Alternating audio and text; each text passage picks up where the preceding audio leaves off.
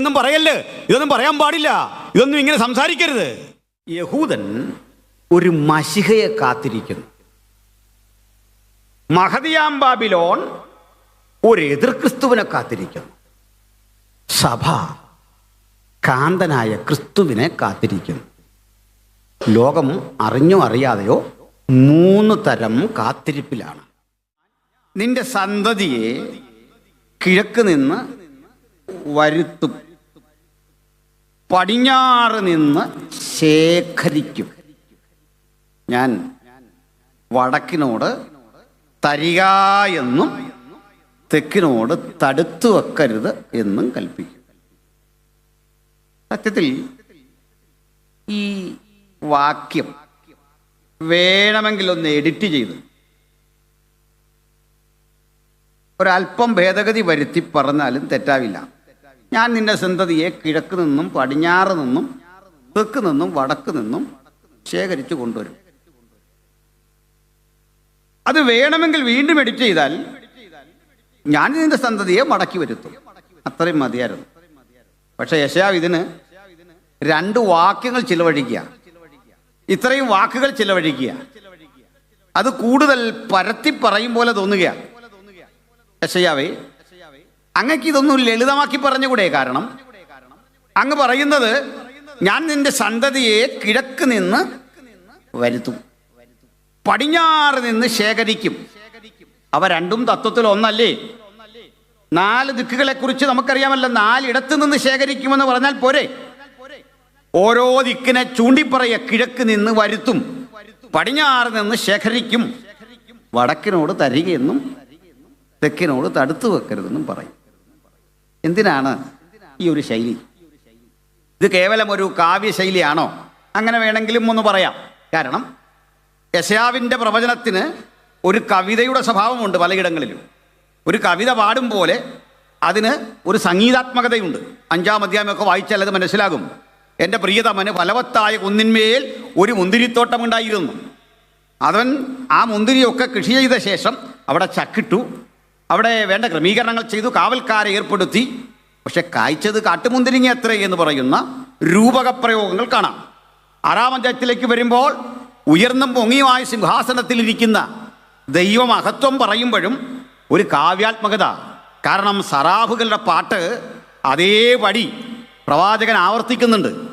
അങ്ങനെയെങ്കിൽ അദ്ദേഹത്തിൻ്റെ കവിതയും ആ കവിത്വവും ഭാഷാ നൈപുണ്യമൊക്കെ ഉപയോഗിച്ചുകൊണ്ട് അദ്ദേഹം പറയുന്നതാണോ ഇത് ചുരുക്കി പറഞ്ഞുകൂടെ?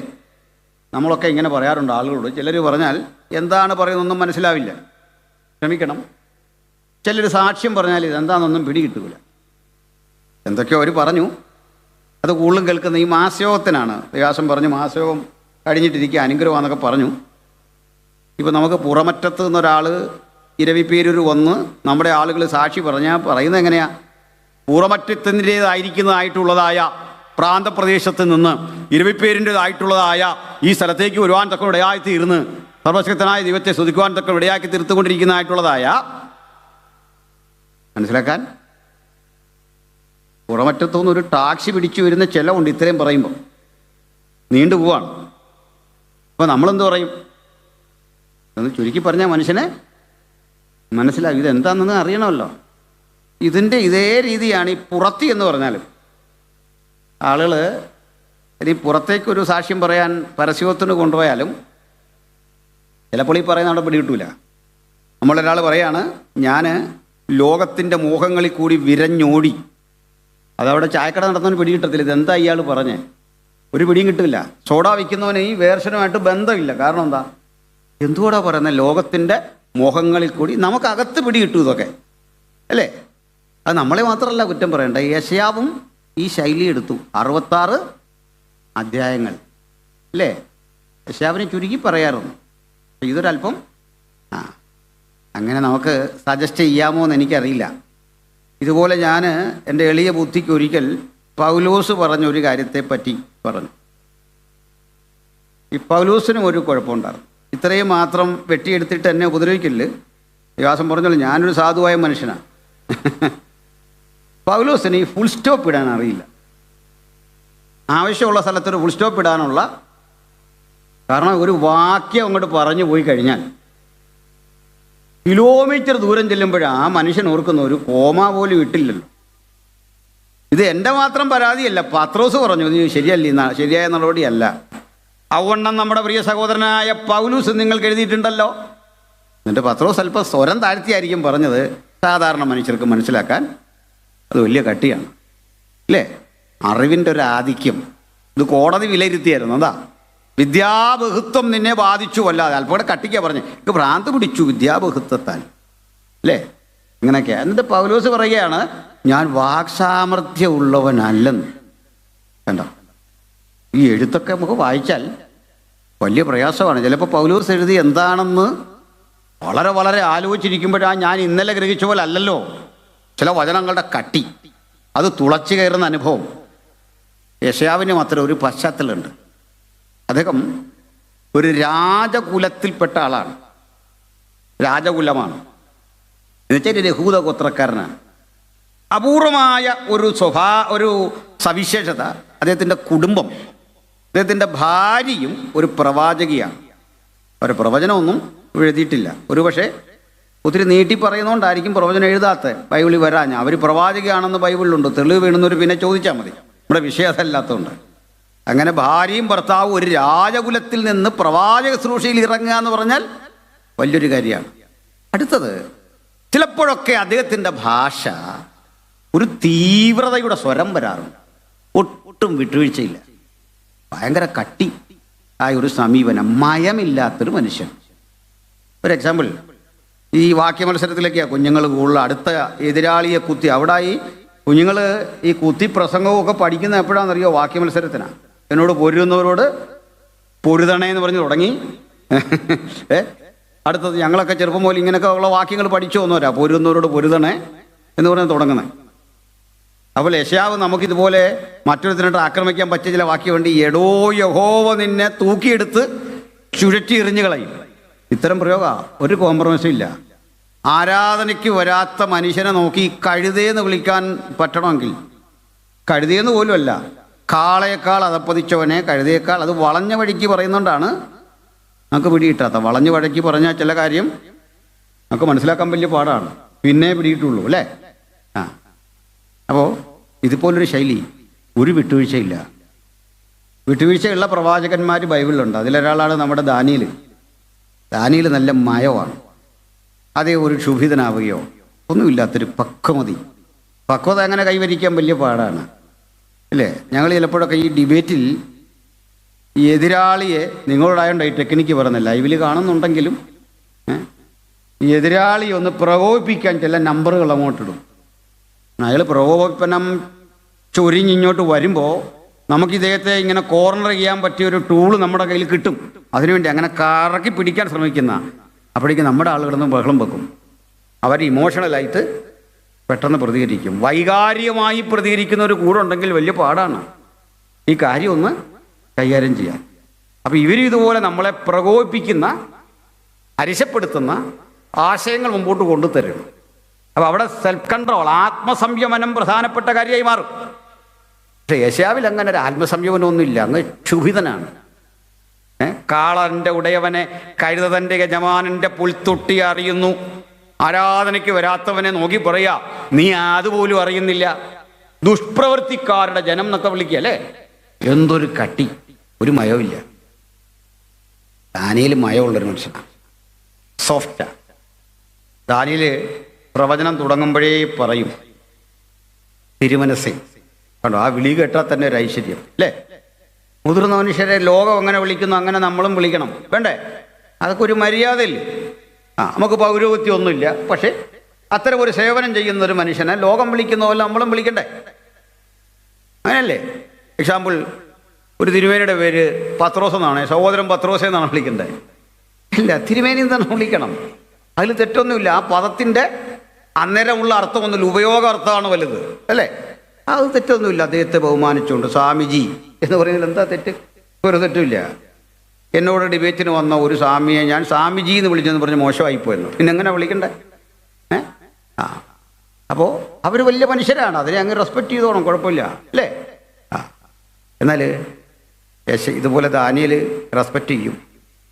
തിരുമനസ്സേ, അടുത്ത പ്രയോഗം കേട്ടാൽ നമ്മൾ അമ്പരന്ന് പോവും. ദീർഘായുസായിരിക്കട്ടെ. പക്ഷെ ഒരു കുഴപ്പമുണ്ട്. ഈ മനുഷ്യൻ ആത്മാർത്ഥമായ ഒരാളുടെ മുഖത്ത് നോക്കി ദീർഘായുസായിരിക്കട്ടെ എന്ന് പറഞ്ഞാൽ ഒന്നിയിൽ അയാൾ പുല്ല് തിന്നും. അധികം നേരം വേണ്ട, അന്ന് തന്നെ പുല്ല് തിന്നുന്ന പിന്നെ, അല്ലെങ്കിൽ അയാൾ മരിക്കും. അതിന് വഴിക്ക് അന്ന് രാത്രി രാജാവ് കൊല്ലപ്പെട്ടു. എപ്പോഴാ? രാവിലെ അഭിസംബോധന ചെയ്തു, ദീർഘായുസായിരിക്കട്ടെ. അധികം നേരമില്ല, വൈകിട്ടായപ്പോഴേക്ക് പറയാ അന്ന് രാത്രി ബേൽഷസർ കൊല്ലപ്പെട്ടു. കണ്ടോ? അപ്പൊ ഇതാണ് വിഷയം. ദൈവം വന്ന് ഇങ്ങനെ പറഞ്ഞു പോയി കഴിഞ്ഞാൽ വന്ദനമായിട്ട് വരുമ്പോഴേ മാറിക്കോണോ. അതിനാ ഈ പക്വത കാണിച്ച പുള്ളി നിന്നേ അല്ലേ? അന്ന് രാത്രി കൊല്ലപ്പെട്ടു. അല്ല, യെശയ്യാവിൻ്റെ ഭാഷ അങ്ങനെ ചുമ്മാ പറഞ്ഞല്ല, എന്തോ ഒരു ലക്ഷ്യം പരിശുദ്ധാത്മാവിനുണ്ട്. അത് കണ്ടുപിടിക്കലാണ് നമ്മുടെ ജോലി. ആ ഒറ്റ കാര്യമാണ് നമ്മൾ ഇന്ന് രാത്രി ചർച്ച ചെയ്യുന്നത്. അതിലിതെല്ലാം അടങ്ങിയിട്ടുണ്ട്. ഈ 4 പ്രയോഗങ്ങളിൽ യേശുവിൻ്റെ വരവ് കൃത്യം അടയാളപ്പെടുത്തി ഒരു മാർമിക സത്യമായി അവിടെ മറഞ്ഞു കിടപ്പുണ്ട്. ആ കിടക്കുന്ന സത്യത്തെ ചികഞ്ഞെടുത്ത് പഠിക്കലാണ്, ഗ്രഹിക്കലാണ് നമ്മുടെ ജോലി. സന്തോഷമല്ലേ? യേശുവിൻ്റെ വരവ് അനുബന്ധമായി 2 കാര്യങ്ങൾ കൂടിയുണ്ട്. മൊത്തത്തിൽ 3 കാര്യങ്ങൾ. ഒന്ന്, യഹൂദൻ ഒരു മശിഹയെ കാത്തിരിക്കുന്നു. മഹദിയാം ബാബിലോൺ ഒരു എതിർ ക്രിസ്തുവിനെ കാത്തിരിക്കുന്നു. സഭ കാന്തനായ ക്രിസ്തുവിനെ കാത്തിരിക്കുന്നു. ലോകം അറിഞ്ഞോ അറിയാതെയോ 3 തരം കാത്തിരിപ്പിലാണ്. യഹൂദനും സഭയും ബോധപൂർവം കാത്തിരിക്കുന്നു. മഹദിയാം ബാബിലോൺ സ്വാഭാവികമായി അറിയാതെ കാത്തിരിക്കുന്നു. അവർ മഹദിയാം ബാബിലോണാണെന്ന് പോലും അറിയില്ല. കാത്തിരിക്കുന്നു ഒരു എതിർ ക്രിസ്തുവിനെ. നമ്മൾ കാത്തിരിക്കുന്നു നമ്മുടെ കാന്തനായ കർത്താവായ യേശു ക്രിസ്തുവിനെ. അവിടെ ഈ വിഷയത്തിന് ഒരു ഏകീകരിപ്പിച്ച് പറയാൻ പറ്റുന്ന ഒരു കാര്യം, നമുക്ക് കാന്തനായിരിക്കുന്നവൻ ആരോ അത് അവർക്ക് മശിഹ തന്നെയാണ്. സംശയമൊന്നും വേണ്ട. നമ്മൾ കാത്തിരിക്കുന്ന യേശു ക്രിസ്തുവും ജൂത സമൂഹം ഇന്നും കാത്തിരിക്കുന്ന മശിഹയും ഒരാൾ തന്നെയാണ്. പക്ഷെ ഈ കാര്യത്തിൽ അവർക്ക് സംഭവിച്ചൊരു പിശകുണ്ട്. ആ പിശകെന്താ? ആ പിശക് ദൈവപുത്രൻ ജഡത്തിൽ വന്നപ്പോൾ അക്ഷരികമായി അവർക്ക് ഉൾക്കൊള്ളാൻ സാധിച്ചില്ല. അക്ഷരികമായി അവർ സ്വീകരിച്ചില്ല. അവർ തള്ളിക്കളഞ്ഞു. ദൈവപുത്രനെ നിരാകരിച്ചു. അതിൻ്റെ കാരണം കൂടി പറയാം. മുമ്പ് ഞാൻ സൂചിപ്പിച്ചതുപോലെ ക്രിസ്തു എന്ന നമ്മുടെ കർത്താവായ യേശു ക്രിസ്തുവിന്, ആ യേശുവിലെ ദൈവീക സമ്പൂർണതയുടെ അളവ്, വേണ്ടത്ര ഗ്രഹിക്കാനുള്ള പ്രാപ്തി ജൂത സമൂഹത്തിന് ഇല്ലാതെ പോയി. ലോകത്തിലെ ഏറ്റവും ബുദ്ധിമാന്മാരെന്ന് വിശേഷിപ്പിക്കുന്ന ഒരു ജനതയാണവരെ. അതെല്ലാവരും അംഗീകരിക്കുമെന്ന് എനിക്കറിയില്ല. അംഗീകരിച്ചാലും ഇല്ലെങ്കിലും അതൊരു സത്യമാണ്. എന്താ തെളിവ്? സ്തോത്രം. ആ സമൂഹമാണ് ആൽബർട്ട് ഐൻസ്റ്റീനെ സൃഷ്ടിച്ചത്, ഐസക് ന്യൂട്ടനെ സൃഷ്ടിച്ചത്. ആ സമൂഹത്തിൽ നിന്ന് മൈക്കൽ ഫാരഡേ ഉണ്ടായത്, അതിൽ നിന്ന് ബീഥോവൻ ഉണ്ടായത്, സംഗീതജ്ഞൻ. അവിടുന്ന് ആ കാൾ മാർക്സ് രൂപപ്പെടുന്നത്, സിഗ്മണ്ട് ഫ്രോയിഡ് രൂപപ്പെടുന്നത്, ഗ്രിഗർ മെൻഡൽ രൂപപ്പെടുന്നത്, പിയറി ക്യൂറി രൂപപ്പെടുന്നത്. അങ്ങനെ നമ്മളിൽ നിന്ന് അറിയപ്പെടുന്ന ലോകത്തെ ആധുനികവൽക്കരിച്ച 100 കണക്കിന് ചിന്തകന്മാരെ, സയന്റിസ്റ്റുകളെ, ദാർശനികന്മാരെ എടുത്താൽ അവരെയെല്ലാം ഉൽപ്പാദിപ്പിച്ച ഒരു സമൂഹത്തിന് യേശുവിനെ വേണ്ടത്ര അറിയാൻ കഴിഞ്ഞില്ല. അവർക്കും അറിയാൻ കഴിയാതെ പോയ ക്രിസ്തുവിനെയാ ഇന്ന് രാത്രി അടുത്തിടപഴകി ഇവനാണെൻ്റെ കാന്തനെന്ന് ഉലകത്തോട് മുഴുവൻ വിളിച്ചു പറയാനുള്ള ആർജവം എനിക്കും നിങ്ങൾക്കും കിട്ടിയത്. ആ ആർജവത്തിൻ്റെ അഭിമാനബോധം കൊണ്ട് നമ്മൾ ഉലകത്തിൻ്റെ മുമ്പിൽ വിളിച്ചു പറയുന്നത്, അവിടുന്നാണ് എൻ്റെ രക്ഷകൻ, അവിടുന്നാണ് എൻ്റെ വീണ്ടെടുപ്പുകാരൻ. ഞാൻ ആസ്വദിക്കുന്ന രക്ഷയുടെ സന്തോഷം, ആ കാന്തനെ ഞാൻ തിരിച്ചറിഞ്ഞു എന്നുള്ളതാണ്. അപ്പോൾ ഒരു കാര്യം മനസ്സിലായി. ജ്ഞാനത്തിൻ്റെ വൈഭവവും തത്വചിന്താപരമായ അന്വേഷണവും ഒക്കെ നല്ലതായിരിക്കുമ്പോഴും യേശുവിനെ അറിയാൻ അതൊന്നും ഒരു അടിസ്ഥാന യോഗ്യതയല്ല, കൃപയാണ് യേശുവിനെ അറിഞ്ഞതിൻ്റെ അടിസ്ഥാന കാരണമെങ്കിൽ കൃപ എന്ന വാക്കിൻ്റെ വില തിരിച്ചറിയുന്ന ദൈവമക്കൾ ഇന്നിവിടെയുണ്ട്.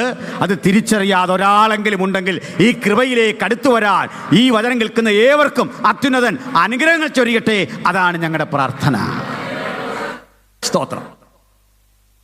അപ്പോൾ ഈ ദൈവപുത്രനായ ക്രിസ്തു മറിയത്തിൽ ഉരുവായി വരിക, ആ സന്ദർഭം മുതൽ ഒന്ന് പറഞ്ഞു പോകണം.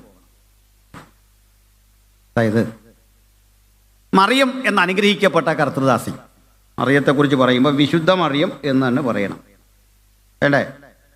അതിൽ കുഴപ്പമുണ്ടോ? ഇല്ല. പരിശുദ്ധ മറിയം എന്ന് പറയാൻ പാടില്ല, അതൊരു സൂപ്പർലെറ്റീവ് ഡിഗ്രി ഇല്ല, അത് പറയാൻ പറ്റില്ല, അല്ലേ? വിശുദ്ധ മറിയം എന്ന് പറയുന്ന അതേ പ്രയോഗം വിശുദ്ധ പൗലോസ് എന്നും പറയാം, പറയത്തില്ലേ? ഏട്ടാ, നമ്മുടെ പേരിനോടൊപ്പം വിശുദ്ധ ദീർഘമോ? വിശുദ്ധ ചേർത്ത ഒരു കുഴപ്പമില്ല. നമ്മളെ വിശുദ്ധരാക്കിയതാരാ? ദൈവം. പിന്നെ നമ്മുടെ ഭാഷയിൽ ആ പ്രയോഗം ഇല്ലാത്തത് കൊണ്ട് വിശുദ്ധ അനിൽ കൊടുത്തോടൊന്നും പറയണ്ട, വിശുദ്ധ തമ്പിച്ചാനോ വിശുദ്ധ രായിച്ചാനോ ഒന്നും പറയണ്ട. നമുക്കിപ്പോൾ ഈ പറയുന്ന പോലെ അങ്ങ് പോയാൽ മതി. അതാണ്. അതായത് ഞാനെങ്ങനെ വിശുദ്ധനായോ, സെയിൻറ്റ് പോൾ എങ്ങനെ വിശുദ്ധനായോ, പത്രോസ് എങ്ങനെ വിശുദ്ധനാണോ, ഇതുപോലെ മറിയമും വിശുദ്ധയാണ്. സംശയണ്ട? ഇല്ല. അപ്പോൾ ഞാൻ അതിനൊരു പറയുന്നൊരു ഉദാഹരണം, മഹാനായ അലക്സാണ്ടർക്ക് ബ്യൂസിഫാലസ് എന്നൊരു കുതിരയുണ്ടായിരുന്നു. എങ്ങനെയാ? ബ്യൂട്ടി പാലസ് എന്ന് ഞാൻ പറഞ്ഞിട്ടില്ല, ബ്യൂസിഫാലസ്, ഒരു പെൺകുതിര. ഇതിലാണ് യാത്ര ചെയ്യുന്നത്. അപ്പോൾ ഈ ബ്യൂസിഫാലസിൽ അദ്ദേഹം ഇങ്ങനെ യാത്ര ചെയ്യുക, ഈ കുതിരപ്പുറത്ത്. കുറേ ദൂരം ഓടിയപ്പോൾ ഈ കുതിര ഈ മനുഷ്യനെ കറക്കി എറിഞ്ഞു, എന്തോ ഇടഞ്ഞിട്ടെറിഞ്ഞതാണ്. ഇങ്ങനെ വീണ് വരുന്ന അലക്സാണ്ടറെ കുതിര ഇടഞ്ഞപ്പോൾ അടുത്ത് നിന്ന സംരക്ഷകരെല്ലാം ഓടി മറിഞ്ഞു, ഭയപ്പെട്ടു. അങ്ങോട്ടും ഇങ്ങോട്ടൊക്കെ ഓടി ചതറിപ്പോവും മനുഷ്യൻ. അവിടെ സൂക്ഷിക്കേണ്ട ഒരു കാര്യമുണ്ട്. ഇനി എന്നാ അപകടമാണെങ്കിലും നമുക്ക് കയറി തൊടാൻ പറ്റില്ല. അതറിയോ? ഇവിടെ മന്ത്രിയുടെ വാഹനം അപകടത്തിൽപ്പെട്ടു, രക്ഷാപ്രവർത്തനത്തിനും കുഴപ്പമില്ല, മന്ത്രിയെ നമ്മൾ കയറി സംരക്ഷിക്കാൻ ചെന്നാൽ പ്രശ്നം. അതിന് ആളിനെ വെച്ചിട്ടുണ്ട്, അതിന് ആംബുലൻസും ഡോക്ടറും ഒക്കെ ആയിട്ട് വരുന്നത് എന്തിനാ? അതിനാളുണ്ട്. എല്ലാത്തരം പ്രോട്ടോക്കോളുകളെയും ലംഘിച്ചുകൊണ്ട് ആ കൂടെയുള്ളൊരു സാധാരണ പടയാളി ഇടറുന്ന കുതിരയെ അടുത്തോട്ട് ചെന്നിട്ട് പിടിച്ചങ്ങ് ബന്ധിച്ചു. ആദ്യം വീണ് ചെരിഞ്ഞു പോകുന്ന അലക്സാണ്ടറെ ഇങ്ങനെ കൈക്ക് താങ്ങി രക്ഷിച്ചു. ക്ഷീണിച്ചു വരുന്ന കുതിരയെ കടിഞ്ഞാണിന് പിടിച്ച് ബന്ധിച്ച് ശാന്തമാണ്. അപ്പം ഈ പോയവരെല്ലാം തിരിച്ചു വന്നു. അവരെല്ലാം പിന്നെ ചെയ്യാൻ പറ്റിയ എന്തെങ്കിലുമൊക്കെ വിളിച്ചു പറയാം, എൻ്റെ ഈ നടു ഒന്ന് വെട്ടി, അല്ലേ സാറേ ഞാൻ കാണിക്കായിരുന്നു. നിങ്ങൾ കണ്ടിട്ടില്ലേ ഈ നാട്ടിലൊക്കെ ചെന്ന് തല്ലു കൊണ്ടിട്ട്, ഈ ഗുണ്ടാപ്പണി നടത്തുന്നവനൊക്കെ ചെന്ന് തല്ലു കൊണ്ടിട്ട് വീട്ടിൽ വന്നിട്ട് പറയും, എൻ്റെ ഇവിടെ ഒന്ന് ഇടറിപ്പോയി, അല്ലേ ഞാനുണ്ടല്ലോ, അതാ ഞാനിഞ്ഞ് പോന്നത് നന്നായി. ഏതായാലും ഇതുപോലെ ഇവർക്ക് പറയാനേ പിന്നെ പറ്റൂ. അപ്പോൾ ഈ രക്ഷപ്പെട്ടു വന്ന അലക്സാണ്ടർ ഈ ബ്യൂസിഫാലസിനെ ഇങ്ങനെ നോക്കിയപ്പോൾ അത് ശാന്തമായിട്ട് നിൽക്കുക. ഈ നിൽക്കുന്ന പടയാളിയെ നോക്കി, എന്നിട്ടൊരു നന്ദി സൂചകമായി പറഞ്ഞു, ഓ ക്യാപ്റ്റൻ, നന്ദി, നീ എൻ്റെ പ്രാണനെ രക്ഷിച്ചു. ഈ പാവം മനുഷ്യൻ പറഞ്ഞു, പ്രഭു, ഞാൻ ക്യാപ്റ്റനല്ല, എനിക്ക് ക്യാപ്റ്റനാകാനുള്ള പഠനമില്ല, അറിവില്ല, പ്രാപ്തിയില്ല. എൻ്റെ തസ്തികകൾക്ക് എത്രയോ എത്രയോ എത്രയോ എത്രയോ മുകളിലാണ് ഒരു ക്യാപ്റ്റൻ. എനിക്ക് ഒരിക്കലും ക്യാപ്റ്റനാകാൻ കഴിയില്ല. അത് സത്യമായിരുന്നു. അലക്സാണ്ടർ അവൻ്റെ മുഖത്തേക്ക് എന്നൊക്കെ പറഞ്ഞു, നോ, നീയാണ് ക്യാപ്റ്റൻ. എന്താ മനസ്സിലായി? എടാ, ഞാൻ ഒരുത്തൻ ക്യാപ്റ്റനാണെന്ന് പറഞ്ഞാൽ അവൻ ക്യാപ്റ്റനാണ്. കഴിവല്ലായിരുന്നു മാനദണ്ഡം, പ്രാപ്തിയല്ലായിരുന്നു മാനദണ്ഡം. ഇതിനൊരു ഗിഫ്റ്റ് കൊടുത്താൽ മതിയായിരുന്നു. പക്ഷേ അവൻ ചോദിച്ചതിലും നനച്ചതിലും അത്യന്തം വരം കൊടുത്തുകൊണ്ട് പറയുക, നീയാണ് ക്യാപ്റ്റൻ. അതുകൊണ്ട് ഇങ്ങനാ നമ്മൾ വിശുദ്ധരായത്. മനസ്സിലായില്ലേ? അപ്പം അലക്സാണ്ടർ പറഞ്ഞാൽ ഇവൻ ക്യാപ്റ്റനാകുമെങ്കിൽ സർവശക്തന്റെ പുത്രനാണ് നമ്മളെ നോക്കി പറഞ്ഞത് വിശുദ്ധൻ. വിശുദ്ധ മറിയം കൊച്ചു പെൺകുട്ടിയായിരിക്കെ അവിടെ ദൂതൻ പ്രത്യക്ഷപ്പെട്ടു. ദൂതൻ ഒരു പുരുഷനാണ്. ബൈബിളിൽ അല്ലെങ്കിലും ഈ ദൂതന്മാർ വന്നതെല്ലാം പുരുഷ വേഷത്തിലാണ്, പുരുഷനായിട്ടാണ്. ദൂതൻ ഒരു പുരുഷഭാവമാണ് അല്ലേ? സന്ധ്യാസമയത്ത് ആ പുരുഷൻ, അങ്ങനെ വചനമുണ്ട്. 3 പുരുഷന്മാർ അബ്രഹാമിൻ്റെ വീട്ടിൽ, 2 പുരുഷന്മാർ ലോത്തിൻ്റെ, ഇങ്ങനെയൊക്കെ വായിച്ചിട്ടില്ലേ? അതുകൊണ്ട് ഇന്നൊരു കാര്യം കൂടെ തിരുത്തിക്കോണം. ഏഞ്ചലോസ് എന്ന പേര് ആർക്കെങ്കിലും ഉണ്ടെങ്കിൽ അത് ആൺകുട്ടികൾക്ക് ഇടേണ്ട പേരാണ്. മനസ്സിലായോ? അതല്ല, ഈ OS തീർന്നാൽ അത് പുല്ലിംഗ ശബ്ദം. OS ending always masculine gender in Greek. OS അങ്ങനെ തരുമല്ലോ. അതിപ്പോൾ ആ പേര് തെറ്റിച്ചിട്ടൊന്നും ആരുടെയും കുഴപ്പമില്ല. നമ്മൾ കണ്ടതും പരിചയപ്പെട്ടതുമായ മാലാകമാരെല്ലാം തന്നെ ഒരു 10-17 വയസ്സൊക്കെ ഉള്ള നൈറ്റി ഇട്ട് നിൽക്കുന്ന ഒരു പെങ്കൊച്ച. 10-13-17 വയസ്സൊക്കെ ഉള്ളൊരു മോളെയല്ലേ വരച്ചു വെച്ചേക്കുന്നത് മാലാകയാന്നും പറഞ്ഞു. അതുകൊണ്ട് സംഭവിച്ചു, നമ്മുടെ കുറ്റമല്ല. നമ്മുടെ മനസ്സിലും മാലാകാന്ന് കേട്ടാരാ? പെണ്ണ. ഗബ്രിയേൽ എന്ന പുരുഷൻ. ചിറകൊന്നുമില്ലെന്ന്, ഒരു പുരുഷനായിട്ട് അവിടെ നിൽക്കുക. മാലാഖയ്ക്ക് അങ്ങനെ പ്രത്യക്ഷപ്പെടുമ്പോൾ ഒന്നും ചിറകില്ല, നമ്മളെപ്പോലെ പുരുഷൻ, അല്ലെങ്കിൽ ഈ തേജസ് ഒന്നുമില്ല. ഒരു പുരുഷൻ കരം കൂപ്പി പറഞ്ഞു, കൃപ ലഭിച്ചവളേ നിനക്ക് വന്ദനം, കർത്താവ് നിന്റെ കൂടെ. ആ പെൺകുട്ടി തിരിച്ചു പ്രതികരിച്ചു, ഇതെന്തൊരു വന്ദനം, നീ വചനം പറഞ്ഞെന്നോട്, എനിക്കിതെങ്ങനെ സംഭവിക്കും? ദൂതന്റെ മറുപടി, കർത്താവിനൊന്നും അസാധ്യമാകയില്ല. ദൂതൻ ഇടപെടുന്ന മിക്കവാറും ഇടങ്ങളിൽ പറയുന്നൊരു വചനമാ, അവനെ കൊണ്ട് അസാധ്യമായതൊന്നുമില്ല. കാരണം ദൂതൻ അവിടുത്തെ അനന്തമായ കഴിവുകളുടെ ഒരു നേർസാക്ഷിയാ. വിവരിക്കാൻ കഴിയാതെ ദൂതൻ പറയുക അവിടുത്തേക്ക് അസാധ്യമായൊരു കാര്യമില്ല. എന്നിട്ട് അടുത്തത് വിശുദ്ധ ത്രിയേകത്തിൻ്റെ ഒരു സമന്വയമാ. അത്യുന്നതന്റെ ശക്തി നിന്റെ മേൽ നിഴലിടും, പരിശുദ്ധാത്മാവ് നിന്റെ മേൽ വരും, ഒരു പുരുഷ പ്രജ ജനിക്കും. നിങ്ങൾക്ക് ആരെയൊക്കെ കാണാം? അത്യുന്നതനെ കാണാം, അടുത്തത് പരിശുദ്ധാത്മാവിനെ കാണാം, ഒരു പുരുഷ പ്രജയെ കാണാം. ഇവ മൂന്നും ചേരുന്നതിൻ്റെ പേരാ വിശുദ്ധ ത്രിയേകത്വം. ചുരുക്കി പറഞ്ഞാൽ വിശുദ്ധ ത്രിയേകത്വം ഒരു സാധുവായ സ്ത്രീയുടെ ഉദരത്തിൽ ഇടപെട്ട് ഒരു പുത്രൻ അല്ലെങ്കിൽ വചനം ജഡമെടുത്ത് ദൈവപുത്രൻ വചനത്തിൽ ജഡത്തിൽ വെളിപ്പെടാൻ പോകുന്നു എന്ന സത്യം ഒരു ദുർബലയായ സാധുവായ ഒരു പെൺകുട്ടിയോട് ദൂതൻ അറിയിക്കുക. ക്ഷമിക്കണം, അവൾ പിന്നെ ഒന്നും പറയാ, നീ പറഞ്ഞതുപോലെ, അവിടുന്ന് പറഞ്ഞതുപോലെ എനിക്ക് ഭവിക്കട്ടെ. ദൂത് ഏറ്റെടുക്കവൾ. ആ ദൂത് ഏറ്റെടുക്കുമ്പോൾ ആ കൃപകൃഷ്ണ ശക്തി എത്ര വലുതായിത്തീരും. ഒരാലോചന ഏറ്റെടുക്കുമ്പോൾ അതിൻ്റെ ആഴം എത്ര വലുതാ. അതങ്ങോട്ട് ഏറ്റെടുത്തിട്ട് അവൾ വീട്ടിൽ വരുമ്പോൾ ഒരു കാര്യം ഭയപ്പെടണം. ഒരു ഉപവാസയോഗം കഴിഞ്ഞ് ദൈവസ്ഥലിൽ എന്തെങ്കിലും പ്രാപിച്ചു കഴിഞ്ഞ് നാം ഒരു സ്ഥലത്തേക്ക് ചെല്ലുമ്പോൾ ഭയപ്പെടേണ്ട എന്താണെന്നറിയണ്ടേ? നിങ്ങൾ പ്രാപിച്ച കൃപ മുഴുവൻ ചോർത്തിക്കളയുന്ന, നിങ്ങൾ പ്രാപിച്ച ശക്തി മുഴുവൻ തകർത്ത് കളയുന്ന ചില കാരണങ്ങളും കാര്യങ്ങളും അവിടെ നമ്മളെ കാത്തിരിപ്പുണ്ട്. അതാ പരീക്ഷ. അവൾ വന്ന് ആദ്യം ഇത് പങ്കിട്ടത് ആരോടായിരിക്കും? അമ്മയുടെ അടുത്താണ്. മമ്മി അല്ലേ, അമ്മച്ചി, ഒരു കാര്യം ഉണ്ടാകും. എന്താ? ഇങ്ങനൊരു സംഭവം. ഈ അമ്മ എങ്ങനെ പ്രതികരിച്ച് കാണും? മോളെന്താ ഈ പറയുക? ഇങ്ങനെയുള്ള വിഡിത്തമൊന്നും പറയരുത്. പക്ഷേ ആരാ നിന്നോട് ഇതൊക്കെ പറഞ്ഞ്? ഞാൻ കണ്ടതാ ഒരു ദൂതനെ, ഒരു തേജോമയനെ, ആത്മാർത്ഥമുള്ളൊരുത്തനെ, കരം കൂപ്പി ആദരവോടെ സംസാരിച്ച ഒരുവനെ ഞാൻ ഈ കണ്ണുകൊണ്ട് കണ്ടതാ. അവൻ എന്നോട് സംസാരിച്ചതാ. മനഃശാസ്ത്രപരമായിട്ട് അതിന് ഹാലൂസിനേഷൻ എന്നോ മറ്റെന്തെങ്കിലുമൊക്കെ പറഞ്ഞ് വേണമെങ്കിൽ ഒഴിവാക്കാം. അതിനുള്ള അറിവൊന്നും അമ്മയ്ക്കില്ല. അമ്മ പറഞ്ഞു, മോനെ ഇത് തോന്നല, ഇതൊന്നും പറയല്ല്, ഇതൊന്നും പറയാൻ പാടില്ല, ഇതൊന്നും ഇങ്ങനെ സംസാരിക്കരുത്. അവക്ക് പക്ഷേ സന്തോഷക്കുറവൊന്നുമില്ല. അടുത്ത ദിവസം പതുക്കെ പതുക്കെ ഈ സഹോദരിയിൽ ഒരു കുഞ്ഞിനു ജന്മം കൊടുക്കാനുള്ള ഒരു സ്ത്രീയുടെ ഒരുക്കം പ്രകടമായി തുടങ്ങി. അവളുടെ ഉദരം വീർക്കാൻ തുടങ്ങി. അതിൻ്റെ സ്വാഭാവികമായ പരത നമുക്കറിയാമല്ലോ. അത് മറ്റാരേക്കാളും അമ്മയ്ക്കറിയാം. അമ്മ ഓർത്തു ആ വാക്ക്. ഇവൾക്ക് എന്തൊക്കെയോ ശാരീരിക മാറ്റം. വീണ്ടും ചോദിച്ചു, മോളെ ഇതെന്താ? അവൾ പറഞ്ഞു, എൻ്റെ ഉള്ളത്തിലെ ഒരു കുഞ്ഞിൻ്റെ തുടിപ്പ് എനിക്കറിയാം. അവനകത്തിങ്ങനെ തുടിക്കുക, അതെനിക്ക് ബോധ്യം വരും. അമ്മ പറയും, മോളെ ഒടുക്കം ഗത്യന്തരമില്ല, അപ്പൻ്റെ അടുത്ത് പങ്കിട്ടു. അപ്പൻ അറിഞ്ഞു. അപ്പൻ കുഞ്ഞിനെ അരികിൽ വിളിച്ചു. അപ്പൻ അവളെ വലിയ ഇഷ്ടമാണ്, അവൾക്ക് അപ്പനെ ഇഷ്ടമാണ്.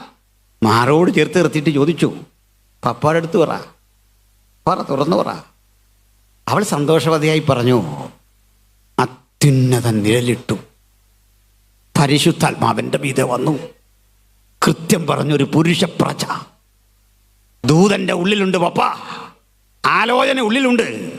ഞാൻ ഈ വചനം അങ്ങോട്ട് പറയുമ്പോഴും എൻ്റെ ഉള്ളിൽ ആ ശിശു തുടിച്ചുകൊണ്ടിരിക്കുക. ഞാൻ സംസാരിക്കുന്ന വചനവും ജഡമെടുത്ത വചനവും തമ്മിൽ പരസ്പരം ഒരു ആലിംഗനബദ്ധരായി ഒരു ഇടപെടൽ നടന്നുകൊണ്ടിരിക്കുക. പക്ഷെ അപ്പനത് കേൾക്കാൻ വയ്യ. അവൾക്കൊരു ബ്രദർ ഉണ്ടെങ്കിൽ അത് സഹിക്കാൻ ത്രാണിയില്ല. അവൾക്കൊരു അനിയത്തിയുണ്ട്, ശലോമി എന്ന് നമ്മൾ വിളിക്കുന്നത്. അപ്പൻ പറഞ്ഞു, നിന്റെ താഴെ ഒരു പെങ്കൊച്ചു വളരുക. ചുരുക്കി പറഞ്ഞാൽ അവൾ വീട്ടിൽ ഒറ്റപ്പെട്ടു. അയൽക്കാരി കുട്ടികളോടൊക്കെ മാതാപിതാക്കൾ പറഞ്ഞു, കൂടരുത്, ആ വീടുമായി സഹകരിക്കരുത്. എല്ലാവരാലും കൈവിടപ്പെട്ടു. ഒറ്റപ്പെടലിൻ്റെ ഭീകരത അത് കിരാതമാണ്. ഏകാന്തത നമുക്ക് സമ്മാനിക്കുന്ന ആ ഇരുട്ടേറിയ അനുഭവം ആരോടും വിശദീകരിക്കാൻ കഴിയില്ല. അതും വീട്ടിൽ കഴിയേണ്ടി വരിക. പക്ഷെ അവൾക്കറിയാം, ഒന്ന് കണ്ണടച്ച് കഴിയുമ്പോൾ, ഉറക്കത്തിന് കാത്തു കഴിയുമ്പോൾ അവളുടെ ഉള്ളിലേക്ക് ഇറങ്ങി വരുന്ന പരിശുദ്ധാത്മാവിൻ്റെ ചൈതന്യം. അവൾ പറയും, ഇത്രയും കാലം ജീവിച്ചെങ്കിലും എൻ്റെ ഉള്ളത്തൊരു പുരുഷപ്രജ രൂപപ്പെട്ട അന്ന് മുതൽ ഞാൻ അനുഭവിച്ച വിസ്മയകരമായൊരു സന്തോഷമുണ്ട്. ആ സന്തോഷത്തിൻ്റെ നിമിഷങ്ങളിങ്ങനെ മുമ്പോട്ട് പോവാ. ബ്രദറെ ആ വീട്ടിലേക്ക് വരാതായി. ഒരു സാമാന്യ അനുമാനമാണ് ഞാനീ പറയുന്നത് കേട്ടോ.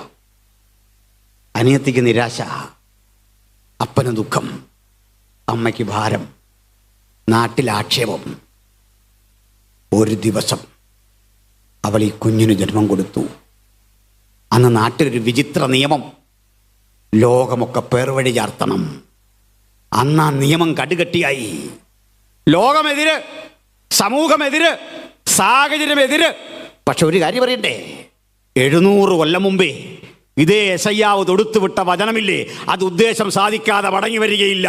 അത് കൃത്യം കൊള്ളേണ്ട ഇടത്ത് കൊള്ളും. അതതിൻ്റെ ലക്ഷ്യം സാധിച്ചേ മടങ്ങി വരികയുള്ളൂ. ഒരു വാഗ്ദത്തം ഈ കർത്താവിൻ്റെ സന്നിധിയിൽ പ്രാപിച്ച ഒരാളെങ്കിലും ഉണ്ടെങ്കിൽ കാലമത്ര കഴിയുന്തോറും അതിൻ്റെ വീര്യം വർദ്ധിച്ചുകൊണ്ടിരിക്കും, അതിൻ്റെ കരുത്ത് വർദ്ധിച്ചുകൊണ്ടിരിക്കും, അതിൻ്റെ ശക്തി വർദ്ധിച്ചുകൊണ്ടിരിക്കും. ഒരു കുഞ്ഞിന് ജന്മം കൊടുക്കുമ്പോൾ ലോകം മുഴുവൻ അവളെ കുറ്റവാളി എന്ന് വിളിക്കുമ്പോഴും അവൾക്കൊരു കാര്യമറിയാം, സകലരും തെറ്റാണ്, കുറ്റവാളിയാണെന്ന് പറയുമ്പോഴും ഞാൻ ഗർഭം ധരിച്ചതൊരു കുറ്റവാളിയാണെന്ന് മാത്രമല്ല, ലോകത്തിൽ ഒരു ശരിയുണ്ടെങ്കിൽ, ലോകത്തിൽ ഒരു സുസ്ഥിരമായ സത്യമുണ്ടെങ്കിൽ ആ സത്യമാണ് എൻ്റെ ഉള്ളത്തിൽ കിടക്കുന്നത്.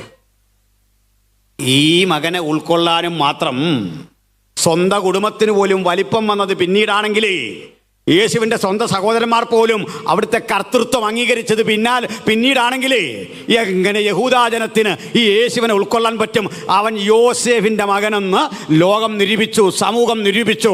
ഇന്നും യോസേഫിൻ്റെ മകനെന്ന് യേശുവിനെ ഒരാൾ വിളിക്കുമ്പോൾ അതിനകത്ത് ദുഃഖമൊന്നും തോന്നേണ്ട കാര്യമില്ല, ഭാരം തോന്നേണ്ട കാര്യമില്ല. കാരണം വെളിപ്പാടുള്ളവന് മാത്രമേ നീ ജീവനുള്ള ദൈവത്തിൻ്റെ പുത്രനായ ക്രിസ്തുവെന്ന് ഉച്ചരിക്കാൻ ഈ നാവ് പൊങ്ങയുള്ളൂ. ആ തിരിച്ചറിവിൻ്റെ പേരാ സുവിശേഷം. അതാണ് നമ്മൾ ലോകത്തോട് പറയുന്നത്. അവൻ കേവലം മറിയയുടെ മകനല്ല, അവൻ കേവലം യോസേഫിൻ്റെ മകനല്ല, നീ ജീവനുള്ള ദൈവത്തിൻ്റെ പുത്രനായ ക്രിസ്തു. ആ വെളിപ്പാടിനാൽ നമുക്ക് കിട്ടിയ തിരിച്ചറിവാ സുവിശേഷം. ഹല്ലേലൂയ. അതുകൊണ്ട് ഇവരാരും അംഗീകരിച്ചില്ല എന്നോർത്ത് കർത്താവ് ഈ ഓഫീസ് പൂട്ടിയിട്ട് പോയില്ല. എന്നാൽ യേശു തൻ്റെ പ്രവൃത്തി കൊണ്ട് ഇവരെ ആത്മാർത്ഥമായി ബോധ്യപ്പെടുത്താൻ ശ്രമിച്ചു, താനാണ് മശിഹ, താനാണ് ദൈവപുത്രൻ. അതിന് ഈ വാദപ്രതിവാദ ശൈലിയിൽ വരുന്നവരെ യേശു ബഹിഷ്കരിച്ചു. അത് വളരെ പ്രകടമാണ്. അവർ വന്നിട്ട് പറയും, നീ മശികയാണെങ്കിൽ ഞങ്ങൾ കാണുക ഒരു അത്ഭുതം പ്രവർത്തിക്കണം. അന്ന് അതാ പിടിച്ചു എന്ന് ഒരു അത്ഭുതം ചെയ്തോ? ഇല്ല. യൂട്യൂബിലൊരു വീഡിയോയിൽ ഈ അന്യഭാഷയെ പറ്റിയുള്ള ഒരു ചർച്ചയ്ക്കകത്ത് ഒരു ചങ്ങാതി എന്നോട് പറയുന്നത്, ഇപ്പോൾ ഇവിടെ നിന്ന് അന്യഭാഷ പറഞ്ഞിട്ട് വ്യാഖ്യാനിക്കണം. ഞാൻ തന്നെ പറഞ്ഞിട്ട് വ്യാഖ്യാനിക്കും. ഞാൻ പറഞ്ഞു അത് സാധിക്കുകയില്ല. എന്താ സാധിക്കാത്തത്? ഞാൻ പറഞ്ഞു, ബ്രദർ, ഈ കേട്ടേക്കുന്ന അന്യഭാഷയൊക്കെ ദേവഗൗഡ എന്നൊക്കെ ഉള്ള ടൈപ്പായിരിക്കും. എൻ്റെ കയ്യിൽ അത്തരമൊന്നും ഇല്ല. എൻ്റെ കയ്യിലുള്ളത് എന്താണെന്ന് അറിയണ്ടേ? ഇത് കോഹിനൂർ രത്നങ്ങളെക്കാൾ വിലപിടിപ്പുള്ള മുത്തുകളാണ്. ഉറപ്പില്ലേ? ഉറപ്പുണ്ടോ? പത്മരാഗക്കല്ലുകളെക്കാൾ, കോഹിനൂർ രത്നങ്ങളെക്കാൾ, ബ്രൂണയിലെ സുൽത്താൻ സൂക്ഷിച്ചു വച്ചിരിക്കുന്ന കോടികൾ വിലമതിക്കുന്ന രത്നങ്ങളെക്കാൾ വിലപിടിപ്പുള്ളതാണ്, മുത്തുകളിലും വിലയേറിയതാണ് നാം പ്രാപിച്ച അന്യഭാഷയെന്ന് വിശ്വസിക്കുന്നവരുണ്ടോ? ശരിയല്ലേ? എന്താ മുത്താണെന്ന് സമ്മതിച്ചല്ലോ.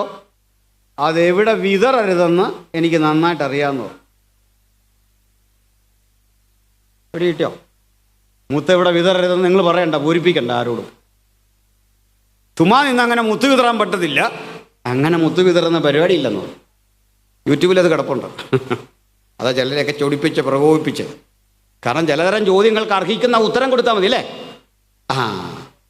അപ്പോൾ ഏതായാലും കർത്താവ് ഇതിനൊന്നും മറുപടി പറഞ്ഞില്ല. ഇവരെയൊക്കെ ഒഴിവാക്കി വിട്ടിട്ട് പറഞ്ഞു, എൻ്റെ ആടുകൾ എൻ്റെ ശബ്ദം കേൾക്കും, ഞാൻ അവയെ തിരിച്ചറിയും. എത്ര സന്തോഷമാണ് നമ്മളെ തിരിച്ചറിയുന്നൊരു ദൈവം. ഹല്ലേലൂയ. ഇതിലൊന്നിട്ട് പറയാം, നിങ്ങളോ എൻ്റെ ആടുകളല്ലായികയാൽ. ഖണ്ഡിതമായി പറയുക, നിങ്ങൾക്ക് എന്നെ ബോധ്യം വരില്ല. റീസൺ അതാ. അങ്ങനെ ജൂത സമൂഹം തള്ളിക്കളഞ്ഞു. എന്നിട്ട് അവരൊന്നുകൂടെ വിശ്വസിച്ചു, യെശയ്യാ പറഞ്ഞ ശരിയാ, യിരെമ്യാ പറഞ്ഞ ശരിയാ, സക്കറിയ പറഞ്ഞ ശരിയാ, അവൻ ഇതുവരെ വന്നിട്ടേയില്ല. ആ കാത്തിരിപ്പ 2025 വർഷമായിട്ടും ഇന്നും കാത്തിരിക്കുക. ഇതുവരെ അവൻ അതിൽ മാറ്റമൊന്നുമില്ല. നെതന്യാഹു അടക്കമുള്ളവർ ഇപ്പോഴും കാത്തിരിക്കുക, വരും ഒരു മശിഹ, ഒരു രാജാവ് നീതിയോടെ വാഴും, കാത്തിരിക്കുക. നമ്മൾ പറയാ അവൻ വന്നു കഴിഞ്ഞു, അവൻ മരിച്ചു, അടക്കപ്പെട്ടു, ഉയർത്തെഴുന്നേറ്റു, ഇപ്പോൾ പിതാവിൻ്റെ മഹിമയുടെ വലത്ത് ഭാഗത്തുണ്ട്. കാലവിളംബമന്യേ തനിക്കായി കാത്തിരിക്കുന്ന ആ കന്യകയെ ചേർക്കാൻ അവിടെ പ്രത്യക്ഷനാകും. ഈ സുവിശേഷമാണ് നമ്മൾ ലോകത്തോട് പറയുന്നത്. ആ സുവിശേഷം പറയുമ്പോൾ നമുക്ക് ഈ കാര്യത്തിൽ ഒരാർജവത്തിൻ്റെ ശ്രേഷ്ഠതയുണ്ടെന്ന് കരുതുന്ന ഒരാളാണ് ഞാൻ. അത് മനസ്സിലായില്ല, പറയാം. പത്രോസിനുള്ളതിനേക്കാൾ, യോഹന്നാനുള്ളതിനേക്കാൾ, യാക്കോബിനുള്ളതിനേക്കാൾ ഇക്കാര്യത്തിൽ നമുക്കൊരാർജവം കൂടുതലുണ്ടെന്ന് വിശ്വാസമില്ല. 12 അപ്പോസ്തലന്മാരെക്കാൾ നമുക്ക് സുവിശേഷം പറയാനുള്ള ആർജവം കൂടുതലാണെന്ന് പറയുമ്പോൾ അത് തെറ്റാണെന്ന് പറയില്ല. കാരണം പറയാം, നിങ്ങൾക്ക് അങ്ങനെ തോന്നില്ലേ? പത്രോസിനേക്കാൾ എനിക്കുണ്ട് ഇത് പറയാൻ അവകാശമുണ്ട്. പത്രോസിനേക്കാൾ, അന്ത്രയോസിനേക്കാൾ, യാക്കോബിനേക്കാൾ, യോഹന്നാനേക്കാൾ അവൻ മടങ്ങി വരുമെന്ന് പറയാൻ നമുക്കാണ് ആർജവം. അതെന്താ കാര്യം? പറയാം. ഗുരു, അങ്ങ് കടലിൻ മീതെ നടന്നത് ഞാൻ കണ്ടിട്ടില്ല. അങ്ങ് മരിച്ചടക്കം ചെയ്ത് 4 ദിവസം കഴിഞ്ഞ ലാസറിനെ ഉയർപ്പിക്കുമ്പോൾ ആഹ്ലാദചിത്തനായി ഞങ്ങളാരും ആ കല്ലറവാതുക്കലില്ല. യായിറോസിന്റെ മകൾക്ക് പ്രാണൻ തിരിച്ചു കൊടുക്കുന്നിടത്തും ഞങ്ങളാരുമില്ല. 5 അപ്പം കൊണ്ട് 5000 പോഷിപ്പിക്കുമ്പോൾ ഈ ഇരവേലി ഇന്ന് ജീവിച്ചിരിക്കുന്ന നമ്മളോ നമ്മുടെ പിതാക്കന്മാരോ ആ പഞ്ചായത്തിൽ പോലും ഇല്ല. ഇതൊക്കെ കഴിച്ചവൻ, ഈ ഉയർപ്പ് കണ്ടവൻ, വീണ്ടും ഈ അപ്പം വാങ്ങി ഭക്ഷിച്ചവൻ, കൂടെ ഇരുന്ന് ഈ പെസഹ ആചരിച്ചവൻ, ഇതെല്ലാം അക്ഷരിക കണ്ണുകൊണ്ട് കണ്ടിട്ട് കാര്യത്തോടടുത്തപ്പോൾ പറയുക, ഞാൻ നിന്നെ അറിയുന്നില്ല. അവനെയൊക്കെ നോക്കിയിട്ട് കർത്താവ് പറയുക, എൻ്റെ ആടുകൾ എൻ്റെ ശബ്ദം കേൾക്കുമെന്ന് പ്രവചന രൂപേണ പറഞ്ഞ വാക്കിൽ നമ്മളും കൂടെ ഇരിപ്പുണ്ടായിരുന്നു, ഉൾപ്പെട്ടിരുന്നു എന്നുള്ള ആ തിരുഹൃദയത്തിലെ മുൻനിർണയത്തിൻ്റെ ആഴമോർത്ത് ഞാൻ ദൈവത്തെ സ്തുതിക്കുന്നു. കാണാത്ത, അപ്പം കഴിക്കാത്ത, കടലിൻ മീതെ നടക്കുന്ന, കണ്ടിട്ടില്ലാത്ത ഒരു വറ്റം സാധുക്കൾ 2000 ആണ്ടുകൾക്ക് ഇപ്പുറത്ത് നിന്ന് സംശയലേശമന്യ പറയുക, നീയാണ് ഞങ്ങളുടെ രക്ഷകൻ, നീയാണ് ഞങ്ങളുടെ വീണ്ടെടുപ്പുകാരൻ, ഞങ്ങളവൻ്റെ മഹിമ കണ്ട സാക്ഷികൾ, ഞങ്ങളവനെ അറിഞ്ഞ ആ ദൈവകൃപയെ ആസ്വദിച്ച യേശുവിൻ്റെ അനുഗാമികൾ. ഹല്ലേലൂയ, സ്തോത്രം. അപ്പോഴേ സുവിശേഷം പറയുമ്പോഴല്ല ഈ ബോധ്യം ജീവിതത്തിൽ നിന്ന് നിൽക്കട്ടെ, ഈ ബലവും ശക്തിയും നിൽക്കട്ടെ ജീവിതത്തിൽ. കർത്താവ് നമ്മളെ നോക്കി വിളിച്ചു പറയും, കാണാതെ വിശ്വസിച്ച നിങ്ങൾ ഭാഗ്യവാന്മാർ, ഭാഗ്യമുള്ളവരാണ് നമ്മൾ. അത് സംശയമില്ലാതെ വിശ്വസിക്കുക, അത് വെറുതെ വിശ്വസിക്കുകയല്ല, അനുഭവങ്ങളാൽ വിശ്വസിക്കുക. അത് ശരിയാ, യേശുവിനെ കണ്ട നാൾ മുതൽ ഇത്തരം അനുഭവമില്ലാത്ത ഒരാളും ഇവിടെ ഇരിപ്പില്ല. ഒന്നുറപ്പിച്ചു കൊള്ളണം, ആ അനുഭവം കൊണ്ടൊന്നും ഞാൻ പരിമിതപ്പെടാൻ ആഗ്രഹിക്കുന്നില്ല. എന്നെ കാത്തിരിക്കുന്നു ഇനിയും നൂറുകണക്കിന് അനുഭവങ്ങൾ, ഇതുവരെ കടന്നു പോകാത്ത ശ്രേഷ്ഠകരമായ അനുഭവങ്ങൾ, ഇതുവരെ പറയാത്ത, ഇതുവരെ കണ്ടിട്ടില്ലാത്ത, ഇതുവരെ ചെയ്യാത്ത നൂതനമായ ജീവിതാനുഭവങ്ങളുടെ വഴിയിലൂടെ യാത്ര ചെയ്യുമ്പോൾ സ്വന്തം മനസാക്ഷി ഒരു കാര്യം കൂടി പഠിപ്പിക്കണം. എന്താ അത്? ഞാൻ ഇന്ന് പ്രസംഗിച്ചതല്ല ഏറ്റവും ശ്രേഷ്ഠമായ പ്രസംഗം, ഞാൻ പ്രസംഗിക്കാൻ ഇരിക്കുന്ന പ്രസംഗമാണ് ഏറ്റവും ശ്രേഷ്ഠകരം. ഇതുവരെ ചെയ്തതല്ല, ചെയ്യാനിരിക്കുന്നതാണ്. അതിന് പ്രായം തടസ്സമല്ല, രോഗം തടസ്സമല്ല, സാമ്പത്തിക ഞെരുക്കം തടസ്സമല്ല, ജീവിത പശ്ചാത്തലം തടസ്സമല്ല. നിങ്ങൾ മാരക രോഗങ്ങളുടെ ഉടമയാകാം, ജീവിതം തകർന്നുവെന്ന് തോന്നുന്ന വ്യക്തിയാകാം, പക്ഷെ അതിജീവനത്തിൻ്റെ പുത്തൻ കരുത്തോടെ നമ്മിൽ വ്യാപരിക്കുന്ന ദൈവപരിശുദ്ധാത്മാവിനെ ജീവിതത്തിൽ ഉൾക്കൊണ്ടിട്ട് പറയണം, ഞാൻ പരിമിതികളെ ചാടിക്കടക്കം ശ്രേഷ്ഠകരമായ അനുഭവത്തിൽ ഇനിയും അങ്ങേയ്ക്കായി പ്രവർത്തിക്കും. ഹല്ലേലൂയ, സ്തോത്രം.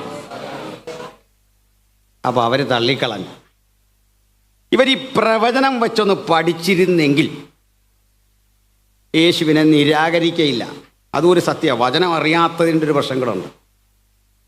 ക്ഷമിക്കണം, ഞാൻ ഈ വിവാദങ്ങളൊന്നും ഇത്തരം യോഗങ്ങളിൽ പറയുന്ന ഒരാളല്ല. അത് പറയുമ്പോൾ നിങ്ങളോർത്ത് ഇത്രയും വിവാദം ഉണ്ടാക്കിയിട്ട് ഈ മനുഷ്യൻ കള്ളം പറയാം. സുവിശേഷ യോഗത്തിലെ പരാമർശമൊന്നുമല്ല നിങ്ങൾ കേട്ടത്, അതിനുവേണ്ടി വെച്ച യോഗം. മനസ്സിലായോ? ഈ കെമിസ്ട്രി പഠിപ്പിക്കുന്ന ക്ലാസ്സിൽ നമുക്ക് ഹിന്ദി പഠിപ്പിക്കാൻ നോക്കുമോ? കെമിസ്ട്രി ഹിന്ദിയും കൂടെ പൊരുത്തപ്പെടുമോ? ഒരിക്കലും പൊരുത്തപ്പെടുകയല്ല. പൊരുത്തപ്പെടുമോ? മാത്സ് പൊരുത്തപ്പെടും, ഫിസിക്സ് പൊരുത്തപ്പെടും, അല്ലേ? ഇത് പൊരുത്തപ്പെടത്തില്ല. അതിൻ്റെ സ്ഥലത്താണ് അത് പറയുന്നതല്ല, സുവിശേഷ യോഗത്തിലൊന്നും അല്ല.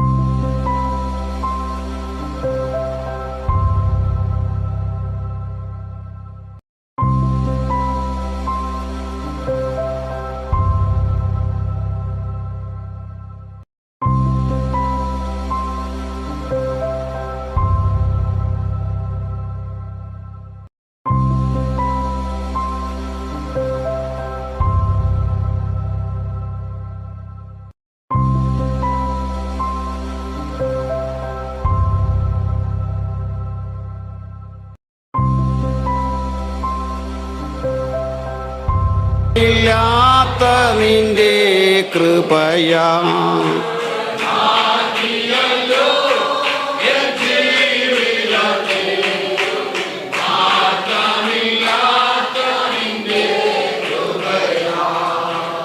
ആമേൻ. ഹല്ലേലൂയ. Praise the Lord. അപ്പോൾ പ്രവചനങ്ങൾ പഠിച്ചാൽ മതിയായിരുന്നു. ഇതുപോലെ ഞാൻ അത്ര യോങ്ങളിൽ പറഞ്ഞൊരു കാര്യം, ഒരു ഗ്രന്ഥത്തിൽ നിങ്ങളെക്കുറിച്ച് 100 കണക്കിന് മോശപ്പെട്ട കാര്യങ്ങൾ എഴുതിയിരിക്കുക. അതും കൊണ്ട് നിങ്ങൾ നടന്നാൽ എങ്ങനെ ഇരിക്കും? ഇതേ ചോദിച്ചുള്ളൂ. എന്നുവെച്ചാൽ പുരാണങ്ങളിലെയും ഇതിഹാസങ്ങളിലെയും പരാമർശങ്ങൾ അധികവും അത് ചുമന്നുകൊണ്ട് നടക്കുന്നവർക്ക് എതിരെയാണ്. നിങ്ങൾക്കതെങ്ങനെ കൊണ്ടു നടക്കാൻ സാധിക്കുന്നു എന്ന് ഛത്തീസ്ഗഡ് സംഭവത്തോടൊക്കെ ബന്ധപ്പെട്ടിട്ട് ചോദിച്ചൊരു ചോദ്യമാണ്. അപ്പോൾ പരിശോധിക്കാൻ പറ്റണം. പ്രവചനങ്ങളെ പരിശോധിക്കുന്നതിൽ വൈമുഖ്യം കാണിച്ച ജൂതന്മാരും ശാസ്ത്രിമാരുമൊക്കെ യേശുവിനെ കണ്ട് ഇടയ്ക്കിടയ്ക്ക് അംഗീകരിക്കുന്നുണ്ട്. അവർ വിസ്മയിച്ചു ഉപദേശത്തിങ്കൽ. അമ്പരന്ന് പോകുന്ന ട്രീറ്റ്മെൻറ്റ് കർത്താവ് കൊടുത്തു അവർക്ക്. എന്നിട്ടും മാറ്റമില്ല. ചിലർ മനസ്സിൽ സ്വരുക്കൂട്ടി വെച്ച ചില കടുംപിടുത്തങ്ങളുടെ മറവിട്ട് പുറത്ത് ചാടില്ല. സുഖകരമെന്ന് അവർക്കത് തോന്നാം. മുമ്പേ പറഞ്ഞുള്ള എക്സാമ്പിൾ, ദൈവത്തിൻ്റെ കൃപാവരങ്ങളെല്ലാം ഇന്നും നിലനിൽക്കുന്നു എന്ന് ആത്മാർത്ഥമായി വചനത്തിലൂടെ ബോധ്യപ്പെട്ടിട്ടും തങ്ങളുടെ സഭ പഠിപ്പിച്ച ഉപദേശങ്ങൾ അങ്ങനെ ആയതുകൊണ്ട് അതിൽ കടുംപിടുത്തം പിടിച്ചു നിൽക്കുന്ന ആളുകൾ ജയിച്ചു എന്നൊന്നും കരുതരുത്. സ്നാനം സത്യമാണ്. തങ്ങൾ അനുഷ്ഠിച്ച ആ കടമയോ കർത്തവ്യവുമല്ലാതെ നിമജ്ജന സ്നാനമാണ് ശരിയെന്ന് ബോധ്യപ്പെട്ടിട്ടും കടുംപിടുത്തം പിടിച്ചുകൊണ്ടും വാദപ്രതിവാദങ്ങളിൽ ജയിച്ചതുകൊണ്ടും നിങ്ങൾ ജയിച്ചു എന്ന് കരുതരുത്. അതിൻ്റെ കാരണം എന്താ? ആത്മാർത്ഥതയുള്ള ആ നിങ്ങളുടെ മനസാക്ഷി നിങ്ങൾക്കെതിരെ സംസാരിച്ചു കൊണ്ടിരിക്കുക. അത് ശരിയല്ല. തത്വത്തിൽ നിങ്ങൾ ജയിച്ചു കാണും, ആത്മാവിൽ നിങ്ങൾ പരാജയപ്പെട്ടു. ഹല്ലേലൂയ. ഇതേ പരാജയം ജൂതനും സംഭവിച്ചു. ഒടുക്കം കർത്താവായ യേശു ക്രിസ്തു യെരുസലേമിനെ നോക്കി ഒരു പ്രവചനം, കുറിക്കുകൊള്ളുന്ന ചരിത്ര പ്രാധാന്യമുള്ള ഒരു പ്രവചനം. ആ പ്രവചനം രേഖപ്പെടുത്തിയ മത്തായി 24 വായിക്കേണ്ട, മർക്കോസിൻ്റെ സുവിശേഷം 13-ാം അധ്യായത്തിൽ, ലൂക്കോസിൻ്റെ സുവിശേഷം 15-ാം അധ്യായത്തിൽ, 21-ാം അധ്യായത്തിൽ ഒക്കെ രേഖപ്പെടുത്തി വച്ചിരിക്കുക. അതിൻ്റെ പേര് ഒലിവറ്റ് ഡിസ്കോസ്, ഒലിവുമല പ്രഭാഷണം. ഒലിവുമലയിൽ നിന്നുകൊണ്ട് യേശു പ്രവചിക്കുന്ന ആ പ്രവചനത്തെപ്പറ്റി പറയുമ്പോൾ ഞാൻ ഒലിവുമലയെക്കുറിച്ചും യെരുസലേമിനെക്കുറിച്ചും അത്യാവശ്യം അറിഞ്ഞിരിക്കേണ്ട ചില കാര്യങ്ങൾ ഒന്ന് പറയാം. ഒലിവുമലയെയും യെരുസലേമിനെയും തമ്മിൽ വേർതിരിക്കുന്ന ഒരു തോടുണ്ട്. ഇത് അടുത്തടുത്ത് കിടക്കുന്ന സ്ഥലങ്ങളാണ്. ഒരു ചെറിയ തോടിൻ്റെ അകലെ ഈ റോഡ് പോലെ ഒരു തോട്, അത്ര വീതി. അത് 2 മലകൾ. യെരുസലേമിൽ നിന്ന് നിങ്ങൾ കിഴക്കോട്ട് നോക്കിയാൽ ഒലിവുമല കാണാം. ഒലിവുമല അല്പം ഉയരമുള്ളൊരു മലയാണ്. ആ മലയിൽ നിങ്ങൾ യെരുസലേമിൽ നിന്ന് യാത്ര ചെയ്ത് കിദ്രോൻ തോട് കടന്ന് നേരെ ചെന്ന് ഒലിവുമലയിൽ സ്പർശിച്ചാൽ ആദ്യം ചെന്ന് സ്പർശിക്കുന്ന ഇടം, അല്ലെങ്കിൽ ആദ്യം നിങ്ങളുടെ കാല് കുത്തുന്ന ആ മേഖലയ്ക്കൊരു പേര് പറയും. ആ സ്ഥലമാണ് ഗെത്സമന, യേശു പ്രാർത്ഥിച്ച സ്ഥലം. ഗെത്സമന വഴി നടന്ന് 20 മിനിറ്റുകൾ കൊണ്ട് 25 മിനിറ്റിനുള്ളിൽ നിങ്ങൾ ഒലിവുമലയുടെ മുകളിലെത്താം. ആ ഒലിവുമലയുടെ അങ്ങേ താഴ്വരയുണ്ട്, അതും പ്രധാനപ്പെട്ട സ്ഥലമാണ്. അതാണ് ലാസർ പാർത്ത ബഥാന്യ.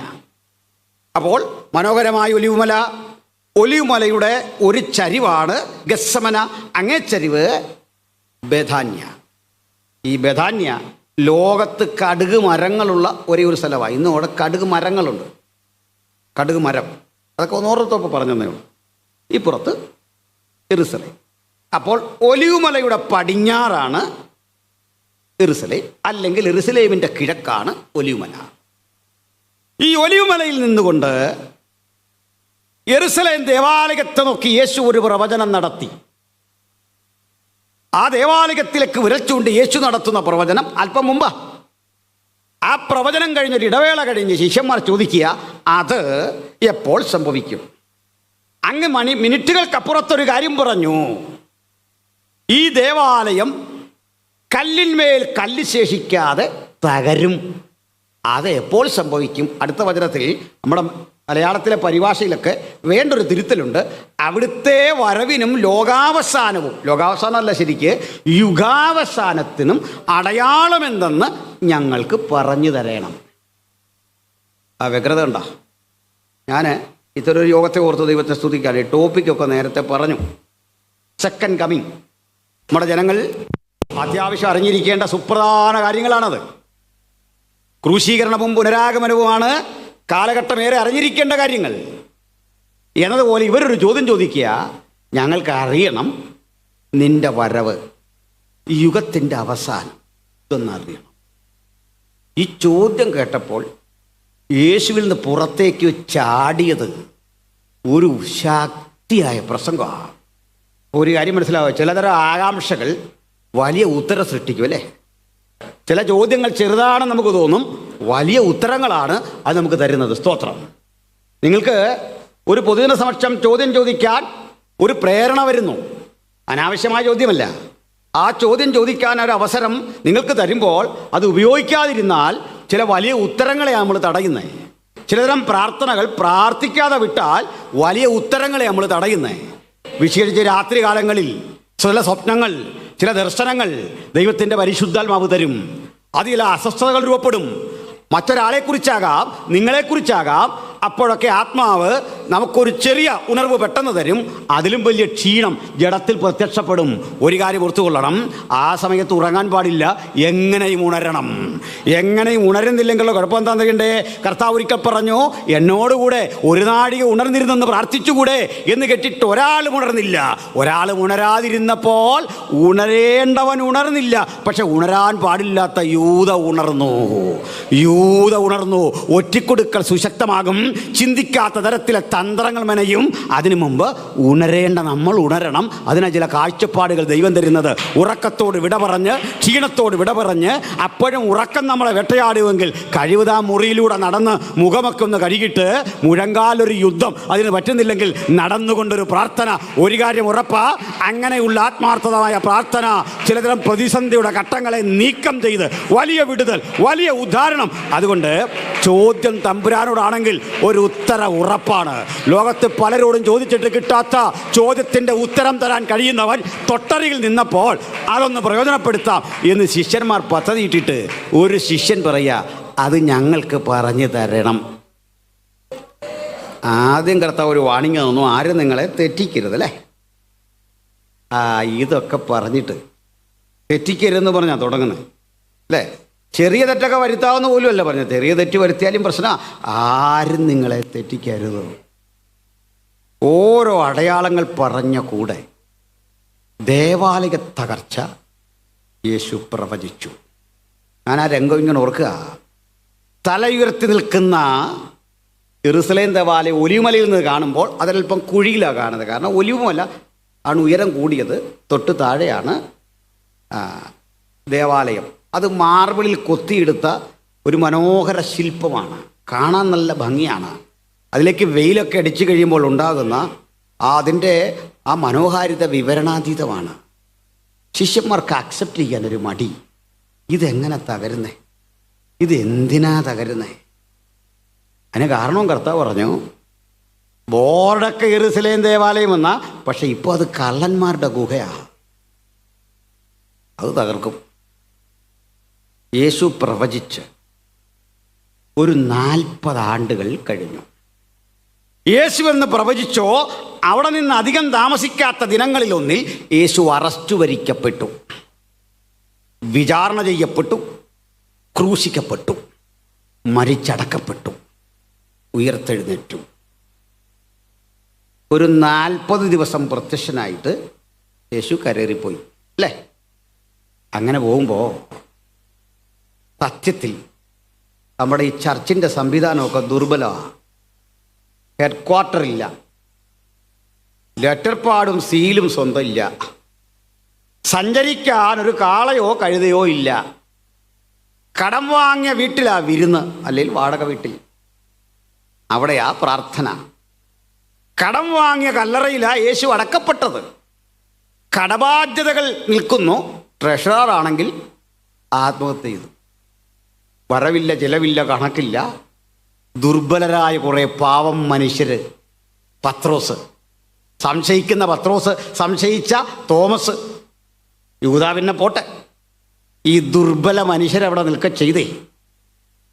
കർത്താവ് ഒരു കാര്യം കൂടി പറഞ്ഞു, ഇപ്പോഴത്തെ ക്ഷീണമൊന്നും കാര്യമാക്കേണ്ട മക്കളെ, ഇതൊന്നും ഗൗരവത്തിലെടുക്കേണ്ട മക്കളെ, പരിശുദ്ധാത്മാവ് നിങ്ങളുടെ മേൽ വരുമെന്നു. ഇവരൊന്നും ഓർത്തില്ല, ഇത്രയും വലിയ സംഭവമാണെന്നല്ലേ. ആ പരിശുദ്ധാത്മാവ് ഇന്ന് നമ്മളിലും വ്യാപരിക്കുന്നേ. അവിടെ നമുക്കൊരു ദൂതെടുത്ത് പറയാ, ഈ ക്ഷീണം ഗൗരവത്തിലെടുക്കുന്നില്ല, ഈ ഭാരം ഗൗരവത്തിലെടുക്കുന്നില്ല, ഈ ഞെരുക്കം ഗൗരവത്തിലെടുക്കുന്നില്ല. പരിശുദ്ധാത്മാവ് നിങ്ങളുടെ മേൽ വരും.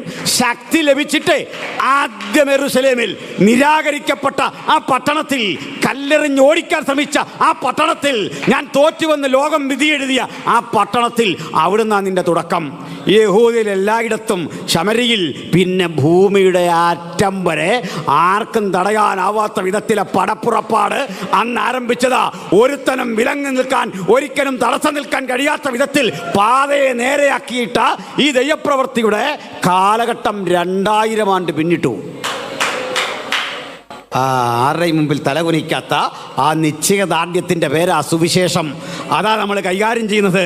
കീഴടങ്ങാത്ത, അന്തസുറ്റാഭിജാത്യമുറ്റ ആ വിജയശീലാളിതനായ യേശുവിനെ ഉയർത്തിപ്പറയാൻ, യേശുവിനെ സ്തുതിക്കാൻ നമുക്ക് കിട്ടുന്ന ഒരവസരവും കളയാൻ പാടില്ല.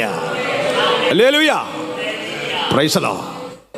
അപ്പോൾ ഏതായാലും അവിടുന്ന് ഒരു 40 ആണ്ട് കഴിഞ്ഞപ്പോൾ ദേവാലയം തകർന്നു. കൃത്യം പറഞ്ഞാൽ AD 70. രാജ്യം ഭരിക്കുന്ന റോമാ കൈസറുടെ ഒരു സൈനിക മേധാവി ടൈറ്റസ് കൈസർ എന്നാണ് പേര്.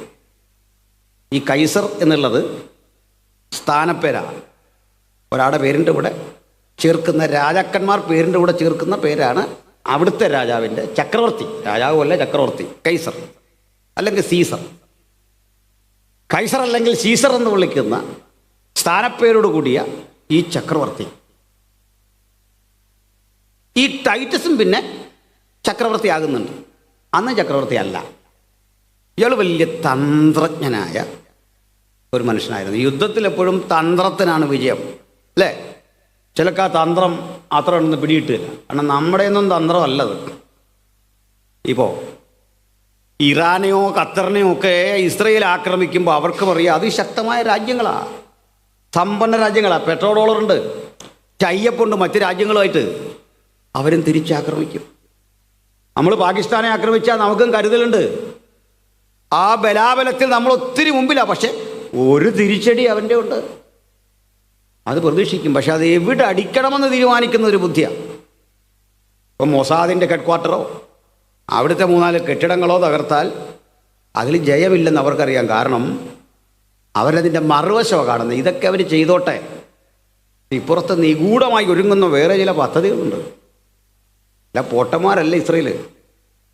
നമ്മൾ ഇസ്രയേൽ പക്ഷപാതിയായി പറയല്ല, പക്ഷെ വസ്തുത പോലെ പറയാൻ നമുക്ക് പറ്റൂ. അതാണ് കാര്യം. പ്രിയപ്പെട്ടവരെ, അന്ന് ഈ ദേവാലയം അങ്ങ് തകർന്നു. തന്ത്രജ്ഞനായ ഈ ടൈറ്റസ് കൈസർ ഒലിവുമലയുടെ മുകളിൽ ക്യാമ്പ് ചെയ്തു. ഒലിവുമലയിൽ ഇരുന്നു കൊണ്ട് ഇതൊക്കെ നിയന്ത്രിച്ചു. അദ്ദേഹത്തിൻ്റെ ലക്ഷ്യം അധികം ചോര ചൊരിയാതെ സമാധാനപരമായിട്ട് തീർക്കണം. അതിന് ഈ സിവിൽ സപ്ലൈസിൻ്റെ മുഴുവൻ വഴികളും അടക്കിയാണ്, ഭക്ഷണം കിട്ടാനൊക്കെ ഉള്ളത്. മാത്രമല്ല, നമ്മളെപ്പോലെ വെള്ളം കിട്ടാനും ബുദ്ധിമുട്ടാണ്. വെള്ളത്തിൻ്റെ വില നമുക്കറിയാത്തതുകൊണ്ടാണ് ഇത്തരം രാജ്യങ്ങളിൽ വെള്ളത്തിനും ദൗർലഭ്യമുണ്ട്. ഇവരെ മുഴുവൻ ബന്ദിയാക്കും പോലെ ഈ ദേവാലയത്തിൻ്റെ കെട്ടുമതിലിൻ്റെ ഒക്കെ ഉള്ളിലാക്കി കുറേ നാളൊക്കെ അവർ ചെറുത്തുനിൽപ്പിലൂടെ ഇടയിൽ ഭക്ഷണ ദൗർലഭ്യം നേരിട്ടു. ഭക്ഷണം ഇല്ലാതെ വന്നപ്പോൾ ഉള്ളതൊക്കെ തീർന്നു. പതുക്കെ അവർ കഴിച്ചു തുടങ്ങിയതേ. അതുവഴി അലയുന്ന ഒട്ടകങ്ങളെ കൊന്നു തിന്നു. ഒട്ടകങ്ങളുടെ മാംസവും കിട്ടാതെ വന്നപ്പോൾ ഒട്ടകങ്ങൾ പട്ടിണിയായി. അവ വീണ് ചത്തു. ചീഞ്ഞഴുകിയ ഒട്ടക മാംസം ഭക്ഷിക്കേണ്ടി വന്നു. യൂതൻ്റെ അവസ്ഥ തീർന്നില്ല. നിങ്ങൾ അതുമായി ബന്ധപ്പെട്ട ചരിത്രമൊക്കെ പഠിച്ചാൽ ഒത്തിരി ദയനീയമാണ്. സ്വന്തം ചെരുപ്പ് കടിച്ച് തിന്നേണ്ടി വന്ന ഗതികേട്. അതൊക്കെ തീർന്നപ്പോൾ നിലത്തെ പുല്ല് പറിച്ച് തിന്നേണ്ടി വരുന്നു.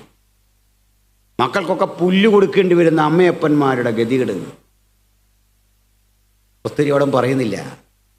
എല്ലാ വഴികളും അടഞ്ഞപ്പോൾ ടൈറ്റസ് സേനാനായകന്മാരോട് പറഞ്ഞു, ഇനി എതിർക്കാൻ എളുപ്പമാണ്, ചെറുക്കാൻ ശേഷിയില്ല.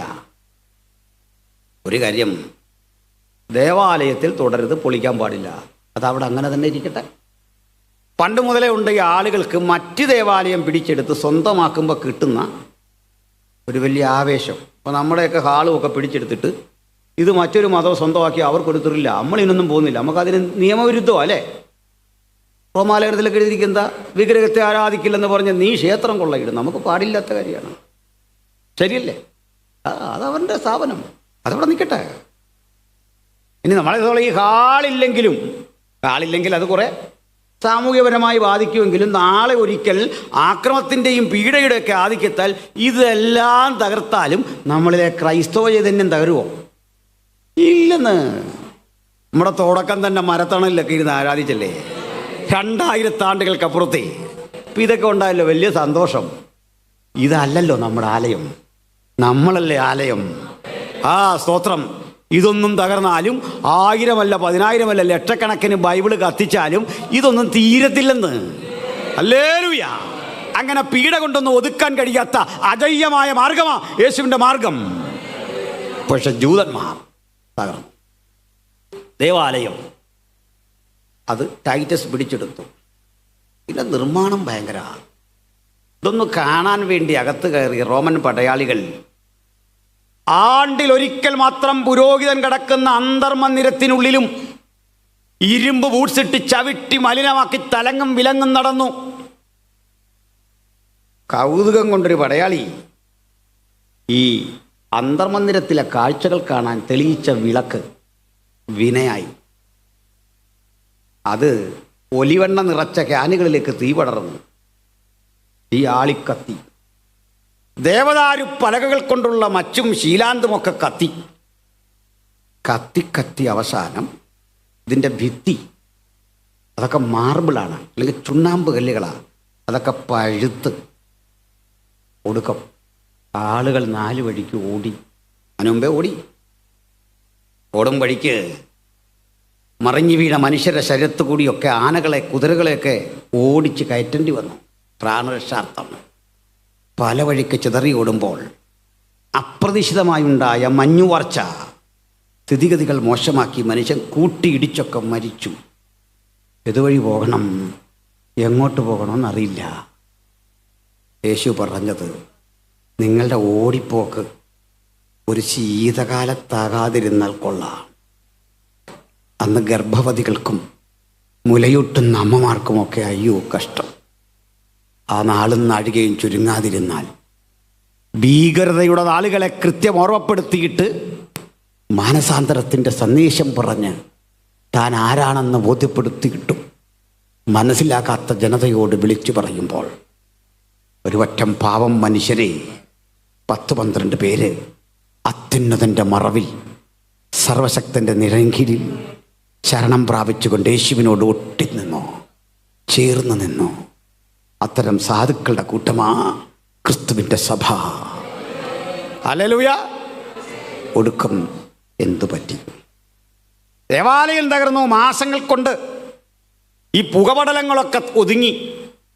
ടൈറ്റസിനോട് ആരോ പറഞ്ഞു, കോടികൾ വിലമതിക്കുന്ന സ്വർണ്ണ നിക്ഷേപം ഇതിനകത്ത് തീ പിടിച്ച് കിനിഞ്ഞിറങ്ങിയിട്ടുണ്ട്, അത് തിരിച്ചു പിടിക്കണം. ഇരുമ്പ് കലപ്പകൾ കൊണ്ടുവന്ന് ആനകളെ കൊണ്ട് ഉഴുതുമറിച്ച് പടുകുറ്റൻ കല്ലുകൾ ഓരോന്ന് പിഴുതു മാറ്റുമ്പോൾ യേശു പറഞ്ഞ പ്രവചനത്തിൻ്റെ 2ാം ഭാഗം അർത്ഥശങ്കക്കിടയില്ലാതെ നിറവേറിയെങ്കിൽ ഇന്ന് രാത്രി തമ്പുരാൻ പറഞ്ഞതെന്തോ, അന്ധക്കരണത്തിൽ തമ്പുരാൻ സംസാരിച്ചതെന്തോ, സത്യസന്ധരായ ദൈവദാസന്മാരുടെ ദൈവമറിയിച്ച ആലോചന എന്തോ, നമ്മുടെ ഉള്ളത്തിന് പകർന്നു തന്ന വാഗ്ദത്തം എന്തോ, അത് 100% കൃത്യതയോടെ നിറവേറുമെന്ന ഉറപ്പിൽ വേണം ഈ യോഗം വിട്ട് കടന്നു പോകാൻ. ഓൺലൈനിൽ നിന്ന് കാണുന്ന സഹോദരങ്ങളുണ്ട്, ഉറപ്പിച്ച് മാത്രമേ കടന്നു പോകാവൂ. എന്നോടുള്ള തമ്പുരാൻ്റെ വാഗ്ദത്തങ്ങളൊന്നും നടക്കാതിരിക്കില്ല. ആമേൻ. അന്ന് യഹൂദന്മാർ അവിടം വിട്ട് ചെതറി. പാലസ്തീനി എന്നറിയപ്പെടുന്ന 120 മൈൽ ചുറ്റളവ് വരുന്ന ഭൂപ്രദേശം വിട്ട് ജൂതൻ പ്രാണരക്ഷാർത്ഥം പലായനം ചെയ്തു. അവിടുന്ന് 50 കൊല്ലം, കൃത്യം പറഞ്ഞാൽ AD 120 എത്തുമ്പോഴേക്ക് 123 എത്തുമ്പോൾ രാജ്യം ഭരിച്ചൊരു ചക്രവർത്തിയുണ്ട്, ഹദ്രിയൻ്റെ ഒരു ഡിഗ്രി ഉണ്ട്, ഒരു വിളംബരം. ഇയാൾ വളരെ കൃത്യമായി ജൂതനെ അടയാളപ്പെടുത്തിയത് ജൂതനൊരു സാമൂഹ്യ വിപത്താണെന്നും നീ കൊള്ളരുതാത്തവനാണെന്നും തീവ്രവാദിയാണെന്നും ചാപ്പ കുത്തിയിട്ട് ഒരു ഉത്തരവിട്ടു. യെറുസലേമിലെന്നല്ല, പാലസ്തീനിയായുടെ 120 മൈലിനുള്ളിൽ എവിടെയും ഒരു ജൂതനെ കണ്ടുകൂടാ. കൊള്ളാൻ പറഞ്ഞു. വൈപ്പ് ഔട്ട് ചെയ്തു, തുടച്ചു മാറ്റി. 4 വഴിക്കായി ചെതറിപ്പോയി. അതും ഒരു പ്രവചനം.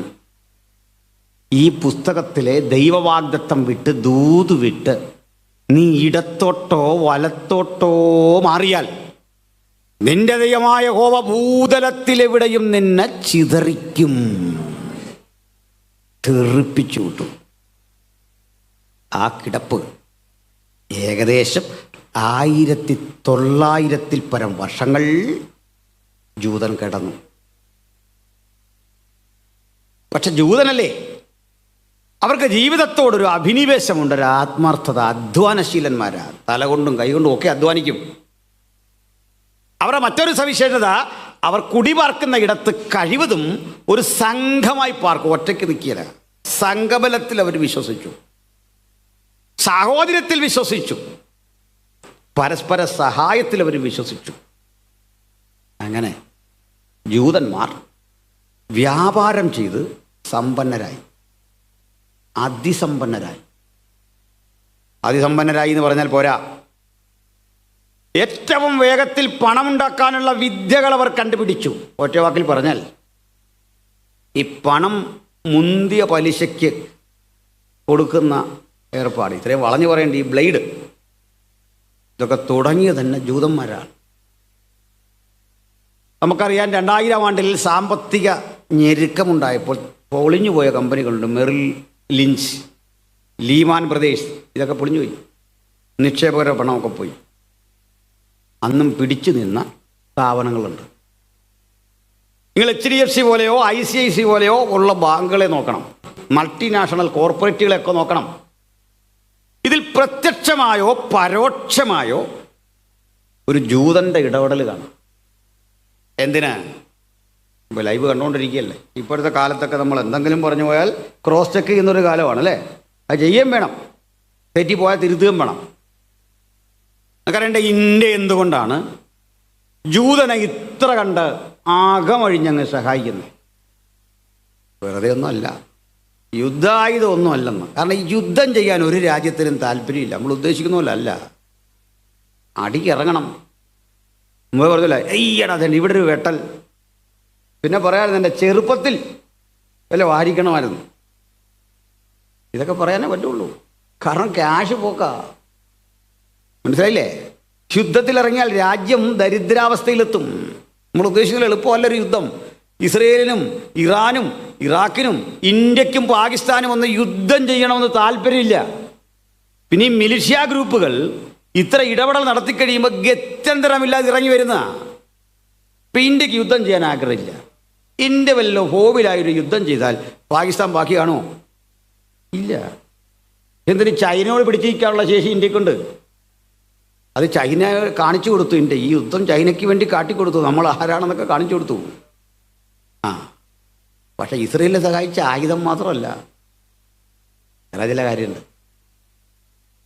നമ്മുടെ അദാനി സാറിൻ്റെ ഒരു പോർട്ട് ഇസ്രയേലിലെ അലിഫ് തുറമുഖത്തുണ്ട്. ആലേഫെന്നോ അലിഫെന്നോ ആൽഫ എന്നോ പറയാം.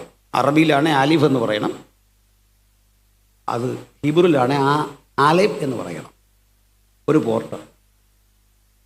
അപ്പം മെഡിറ്ററേനിയനിലേക്ക് കടക്കുന്ന പ്രധാനപ്പെട്ട പോർട്ട് നമ്മുടെ കൊച്ചിയിലേതെന്ന് പറഞ്ഞ പോലെ എടുത്തു. ഈ ട്രേഡ് റൂട്ട് ശക്തിപ്പെടുമ്പോൾ അദാനി അതെടുത്തുകൊണ്ട് നമുക്ക് വിരോധമൊന്നുമില്ല. വിരോധിച്ചിട്ട് വല്ല കാര്യമുണ്ടോ അദാനി എടുത്തതിൽ? ഒരു കുഴപ്പമില്ല. ഇവരെ പ്രൈവറ്റൈസ് ചെയ്തുമ്പോഴാണ് തൊഴിലവസരങ്ങൾ കൂടും, അതുപോലെ തന്നെ ഉത്തരവാദിത്വം കൂടും. അങ്ങനെ ഒന്നും നഷ്ടത്തിൽ പോവില്ല. പ്രൈവറ്റൈസ് ചെയ്തേ പറ്റൂ.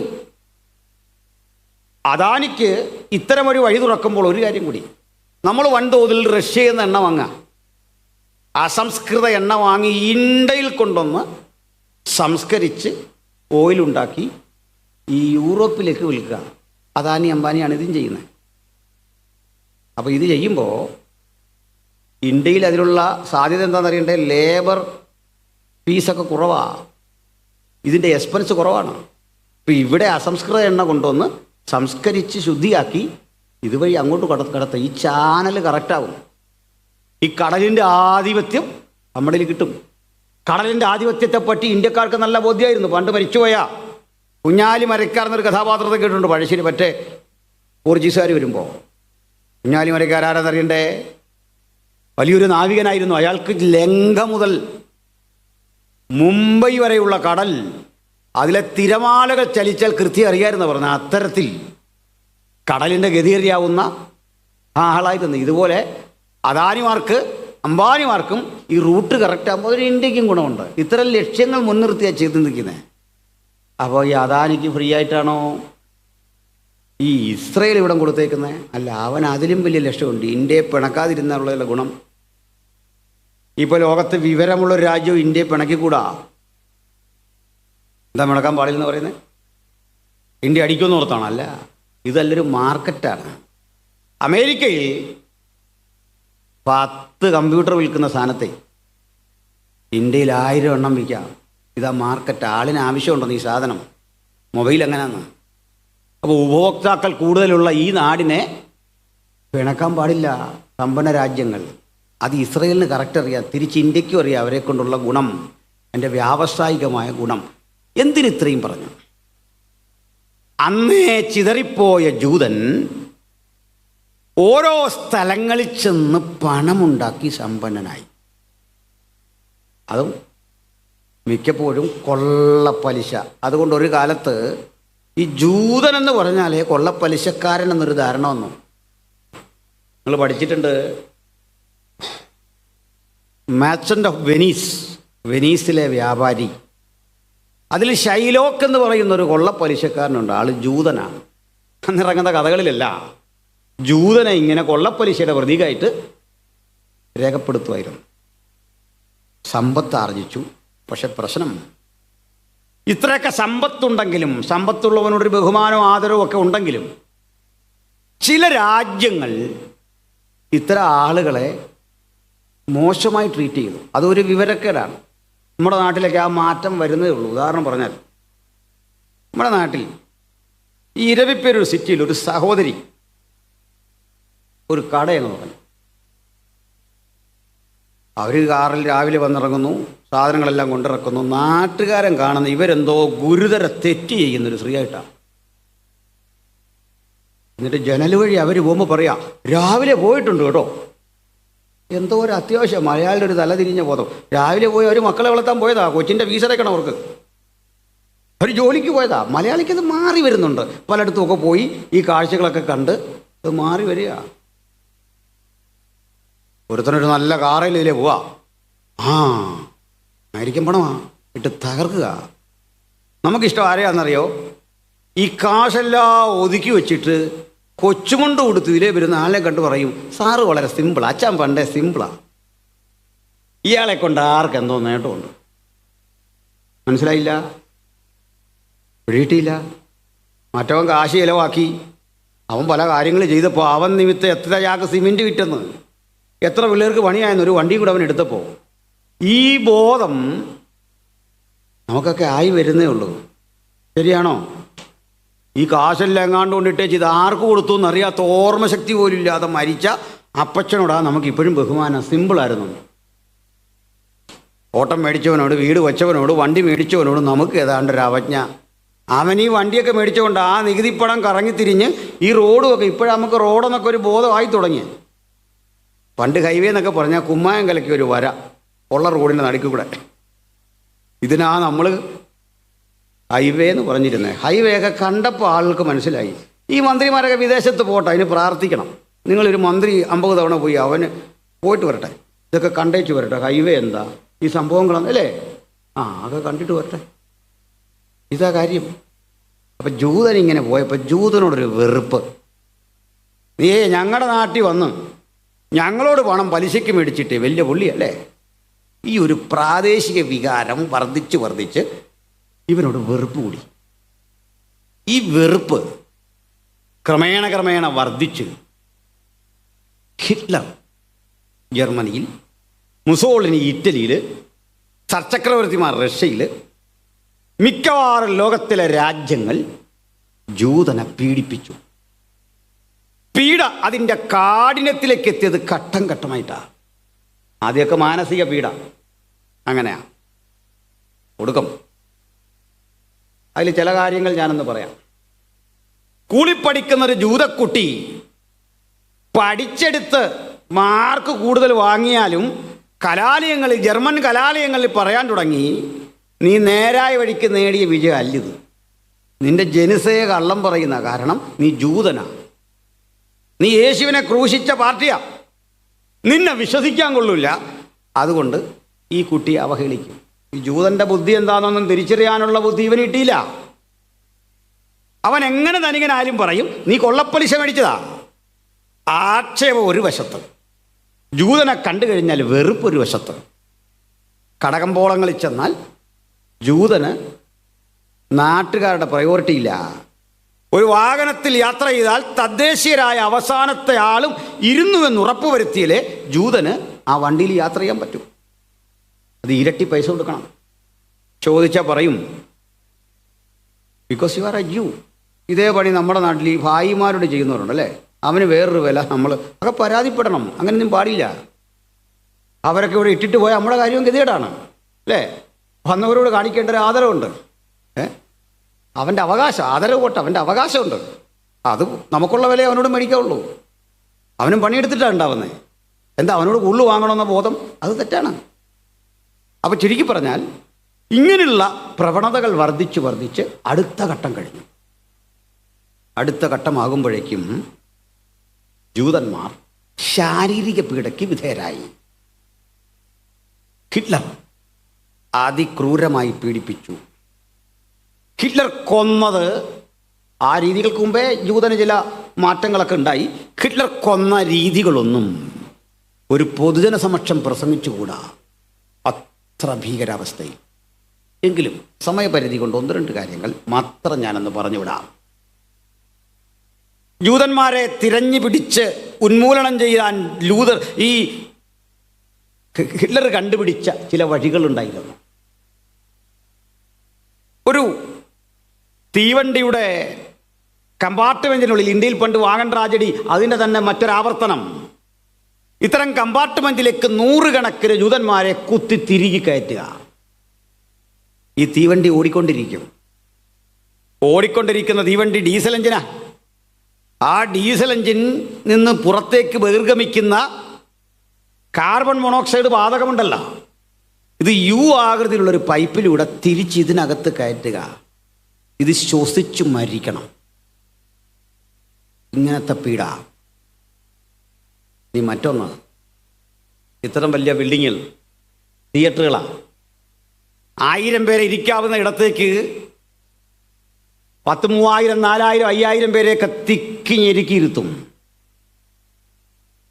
എന്നിട്ട് ഇതിനുള്ളിലേക്ക് പമ്പ് ചെയ്യുന്ന ഒരുതരം പുക. ആ പുക ശ്വസിക്കുന്ന മാത്രയിൽ ആന്തരിക അവയവങ്ങൾ ദ്രവിച്ച് മനുഷ്യൻ്റെ ഞരമ്പുകളൊക്കെ ത്രസിച്ച് കണ്ണൊക്കെ പഴുത്ത് 2-3 മിനിറ്റിനുള്ളിൽ ദാരുണ മരണം. രാസായുധങ്ങളുടെയൊക്കെ ചെറിയ പതിപ്പ്. ഈ മനുഷ്യൻ്റെ ശരീരം കത്തിച്ച് ചാമ്പലാക്കാൻ നമ്മുടെ സന്തോഷ് ജോർജ് കുളങ്ങരയുടെ സഞ്ചാരം എന്നറിയപ്പെടുന്ന ആ വീഡിയോ ഒക്കെ നിങ്ങൾ കണ്ടാൽ മതി. ഇതിനെ കത്തിച്ച് കളയാൻ ദൂരെ ക്യാമ്പ്, ഡെത്ത് ക്യാമ്പ് എന്നതിന് പറയുക. അവിടേക്ക് തീവണ്ടിയിൽ കൊണ്ടില്ലുന്ന ഇത്തരം ശവശരീരങ്ങൾ അത് പെറുക്കിയെടുക്കാനും ജൂതനെ നിർത്തിയിരിക്കുക. ഈ ശവശരീരങ്ങൾ പെറുക്കി പുറത്തിട്ടിട്ടേ ഇവരെ വസ്ത്രമഴിച്ചു മാറ്റും, വാച്ചഴിച്ചു മാറ്റും, മാലയഴിച്ചു മാറ്റും, മോതിരമഴിച്ചു മാറ്റും. അത് സോർട്ട് ചെയ്യാൻ ആളുകളെ വെച്ചിരിക്കുക. 24 അവേഴ്സും ഈ വണ്ടികൾ വന്നുകൊണ്ടിരിക്കുക. ഇതൊക്കെ സോർട്ട് ചെയ്ത് വൃത്തിയാക്കി വീണ്ടും വിപണിയിൽ കൊണ്ട് വിൽക്കുക. ഈ ശവശരീരങ്ങൾ കത്തിച്ച് ചാമ്പലാക്കി ഈ കൊഴുപ്പുകൾ ശേഖരിച്ച് സോപ്പുണ്ടാക്കി പൊതുവിപണിയിൽ കൊണ്ട് വിറ്റു. ഗർഭവതികളായ സ്ത്രീകളുടെ ഉദരം പിളർന്ന് ഗർഭസ്ഥ ശിശുവിനെ പുറത്തെടുത്ത് കോസ്മെറ്റിക് ഐറ്റംസ്, സൗന്ദര്യവർദ്ധക വസ്തുക്കളും ഷാമ്പുവും ഉണ്ടാക്കി യൂറോപ്പിൻ്റെ വിപണിയിൽ വിറ്റു. 1-2 പേരല്ല ഹിറ്റ്ലർ കൊന്നത്. ജീവകാലത്ത് ഹിറ്റ്ലർ കൊന്നത് കണക്ക് 1,10,00,000. 1,10,00,000 മനുഷ്യരിൽ 60 ലക്ഷം യഹൂദന്മാർ. കിരാതമായ കൊല. പോയിടത്തൊക്കെ ജൂതൻ ഇങ്ങനെ കൊല്ലപ്പെട്ടു. ഇതൊക്കെയാണെങ്കിലും ജൂതനെ കൊല്ലാത്ത മാന്യമായി ഇടപെട്ട രാജ്യങ്ങളുമുണ്ട്. അമേരിക്ക, ഇങ്ങനെ കുറേ രാജ്യങ്ങളുണ്ടല്ലേ. വേറെ അതിലെ രാജ്യത്തിൻ്റെ പേരറിയോ? മാന്യമായിട്ട് ഇടപെട്ടെ. ഏതാ? ഇന്ത്യ എന്നൊന്നും വേണ്ട, കേരളം എന്നങ്ങ് പറഞ്ഞാൽ മതി. അന്ന് കേരളം പോലും ഇല്ല, ആതിരി കണ്ടങ്ങ് പറഞ്ഞാൽ മതി. മനസ്സിലായോ? ആ, എന്നാൽ ഇന്ത്യ വിളിയൊരു പോലല്ലോ. എന്നാ ഈ ഇന്ത്യയൊക്കെ ഉണ്ടായത്? ഇന്ത്യ ഉണ്ടായ കഥയൊക്കെ നമ്മൾ പ്രസംഗിച്ച് ഒത്തിരി കാര്യങ്ങൾ പറഞ്ഞ് യൂട്യൂബിൽ കിടപ്പുണ്ട്, കണ്ടാൽ മതി. പറഞ്ഞു കേൾക്കുന്ന പകുതിയും കെട്ടുകഥയാ. സ്വാതന്ത്ര്യ സമരം എന്നൊക്കെ പറഞ്ഞ് 1885 ശേഷം ഉണ്ട് കേട്ടോ. എ.ഒ. ഹ്യൂം, അല്ലൻ ഒക്ടോബൻ ഹ്യൂം ദേശീയ പ്രസ്ഥാനത്തിൻ്റെ നേതൃത്വം ഏറ്റെടുത്ത ശേഷം സ്വാതന്ത്ര്യത്തിന് വേണ്ടി മൂവ് ചെയ്തിട്ടുണ്ട്. അതിനു മുമ്പൊന്നും സ്വാതന്ത്ര്യ സമരം അല്ല. അത് കിടക്കട്ടെ, നമ്മുടെ വിഷയമല്ലല്ലോ. നമ്മൾ സൂക്ഷിച്ചവരെ, നമ്മളെ നാടവരെ പരിരക്ഷിച്ചു. ഇവിടെ കഴിഞ്ഞോളാൻ പറഞ്ഞു. ജൂതത്തെരിവ് ഇപ്പോഴും ഉണ്ട് അല്ലേ? സ്വീകരിച്ചു. കാരണം നമ്മുടെ നാട്ടിലേക്ക് ഇവരൊക്കെ വന്നു. സത്യത്തിൽ അമേരിക്ക പോലും കണ്ടുപിടിക്കുന്നതിന് കേരളം ഒരു കാരണമായിട്ടുണ്ടോ എന്നുള്ള പലർക്കും അറിയില്ല. ഇവിടെ വന്ന സഞ്ചാരികൾ പലരും ഇന്ത്യയെക്കുറിച്ച്, അന്നത്തെ ഇന്ത്യയെക്കുറിച്ച് എഴുതി. ഇന്നത്തെ ഇന്ത്യ അല്ല. ഇത് കേട്ട് കേട്ട് കേട്ട് ഇന്ത്യയിലേക്ക് പോകാമെന്ന് കരുതി വന്നാണ് ഈ കൊളംബസും ഒക്കെ. ചെന്ന് വിട്ടത് അമേരിക്ക ആയിപ്പോയി. അവിടുത്തുകാരെ കണ്ടിട്ട് ഇന്ത്യക്കാരാണെന്നോർത്തൊരു പേരിട്ടു, റെഡ് ഇന്ത്യൻസ്. ഞാനൊരു വീഡിയോയിൽ പറയുന്നുണ്ട്, നമ്മുടെ വിഷയത്തല്ലാത്തതുകൊണ്ട് വിട്ടേക്കാം. പ്രിയരെ പറയട്ടെ, നമ്മുടെ നാടിന് അത്തരം ഒരു നല്ല പൈതൃകവും പാരമ്പര്യമൊക്കെ ഉണ്ടായിരുന്നു അല്ലേ? അവിടേക്ക് ജൂതന്മാരെ നമ്മൾ സ്വീകരിച്ചു, പള്ളിയൊക്കെ ഉണ്ടാക്കി. അവരിവിടെ മാന്യരായിട്ട് നിന്ന് ആക്കി എല്ലായിടത്തും പീഡിപ്പിക്കപ്പെട്ടു. അങ്ങനെ ബ്രിട്ടൻ്റെ കയ്യിൽ ലോകമിരിക്കുമ്പോൾ ഈ പീഡ നിമിത്തം ബ്രിട്ടനോട് ഒരാവശ്യം ഉന്നയിക്കുക ജൂതന്മാർ. ഫസ്റ്റ് വേൾഡ് വാറിൽ ഞങ്ങൾ ഒപ്പം നിന്നു, ഒപ്പം നിൽക്കുകയും ചെയ്ത്. വേൾഡ് വാർ ജയിച്ചതിൻ്റെ പാരിതോഷികമായി അവരന്ന് ആവശ്യപ്പെട്ടതാണ് ഈ രാജ്യം പാലസ്തീൻ തിരിച്ചു തരണം. ബ്രിട്ടൻ കൊടുക്കാനും റെഡിയായി. പക്ഷെ തക്കസമായപ്പോൾ ബ്രിട്ടൻ്റെ സഖ്യകക്ഷികൾ കണ്ണുരുട്ടി. റഷ്യയ്ക്ക് അന്ന് ബ്രിട്ടൻ്റെ കൂടെ പാടില്ല. 16 അറബി രാജ്യങ്ങൾ എതിർത്തു. പാടില്ല, ഈ രാജ്യം കൊടുക്കരുത്. കാരണം ഇവിടെ ഒരു വട്ടം മനുഷ്യരുണ്ടെന്ന്, പാലസ്തീനികൾ. ഈ പാലസ്തീനികളാകുന്ന അറബികളുണ്ട്. അവരെ തള്ളി മാറ്റിക്കൊണ്ടൊരു രാജ്യം കൊടുത്തുകൂടാ. ഒടുക്കം സമ്മർദ്ദങ്ങൾക്കൊടുവിൽ ഒരു ചെറിയ ഫോർമുല മുമ്പോട്ട് വെച്ചു, ഒരു മാൻഡേറ്റ്. അതനുസരിച്ച് സാർ ആർതർ, ഏത് പേരായ ബ്രിട്ടീഷ് ഭരണാധികാരി കൊടുത്ത ആ മാൻഡേറ്റ് അനുസരിച്ച് ആർതർ ബാൽഫറുടെ വിളംബരം അനുസരിച്ച് ഏതൊരു ജൂതനും പാലസ്തീനിൽ വരാം, ഭൂമി അവിടുത്തുകാർ വിലക്ക് തരുമെങ്കിൽ വാങ്ങാം, അവിടെ താമസിക്കാം, രാജ്യം തരികയില്ല. അത്രയെങ്കിൽ അത്രയും. അങ്ങനെ ചിതറിപ്പോയ ജൂതന്മാർ മടങ്ങി ഈ സ്ഥലത്തേക്ക് വരാൻ തീരുമാനിച്ചു. അവർ വന്നു. 1-ാം ലോകമഹായുദ്ധം കഴിയും. ഇങ്ങനെ തിരിച്ചു വന്ന ജൂതന്മാർ ഇവിടെ വരുമ്പോൾ പാലസ്തീനികൾക്ക് ഭാഷയില്ല, അറിവില്ല, വിവേകമില്ല. ഇന്നിപ്പോൾ ഈ ചർച്ചയ്ക്കിരിക്കുന്ന മീഡിയ വണ്ടിലെ ആളുകൾക്ക് ഇതെല്ലാം മനസ്സിലാവുമെന്ന് അറിയില്ല. അതിൻ്റെ ഏറ്റവും വലിയ തെളിവ് അറബി പോലും അവിടുത്തുകാർക്ക് ശരിക്കറിയില്ല, നല്ല അറബി അറിയില്ല. നിങ്ങൾക്കറിയേണ്ട, ലോകത്തെ 1000-ലധികം വർഷം അടുപ്പിച്ച് ഭരിച്ചത് മുസ്ലിങ്ങളാണ്. ബ്രിട്ടൻ പോലും ആരും അങ്ങനെ അത്രയും നാൾ നീണ്ടെന്ന് ഭരിച്ചില്ല. പക്ഷെ അറബി ലോകഭാഷയാക്കാൻ അവർക്ക് പറ്റിയില്ല. ലോകഭാഷയാക്കാൻ പറ്റിയില്ല, ഇതാ പറ്റിയേ. പക്ഷെ ചുരുങ്ങിയ നാളാണ് ബ്രിട്ടൻ ലോകത്തെ ഭരിച്ചത്. ഇംഗ്ലീഷ് ലോകഭാഷയാക്കിയിട്ടാ അവൻ കട്ടം താത്തത്. ഹല്ലേലൂയ. അതിനൊക്കെ കാരണമുണ്ട് ഒത്തിരി.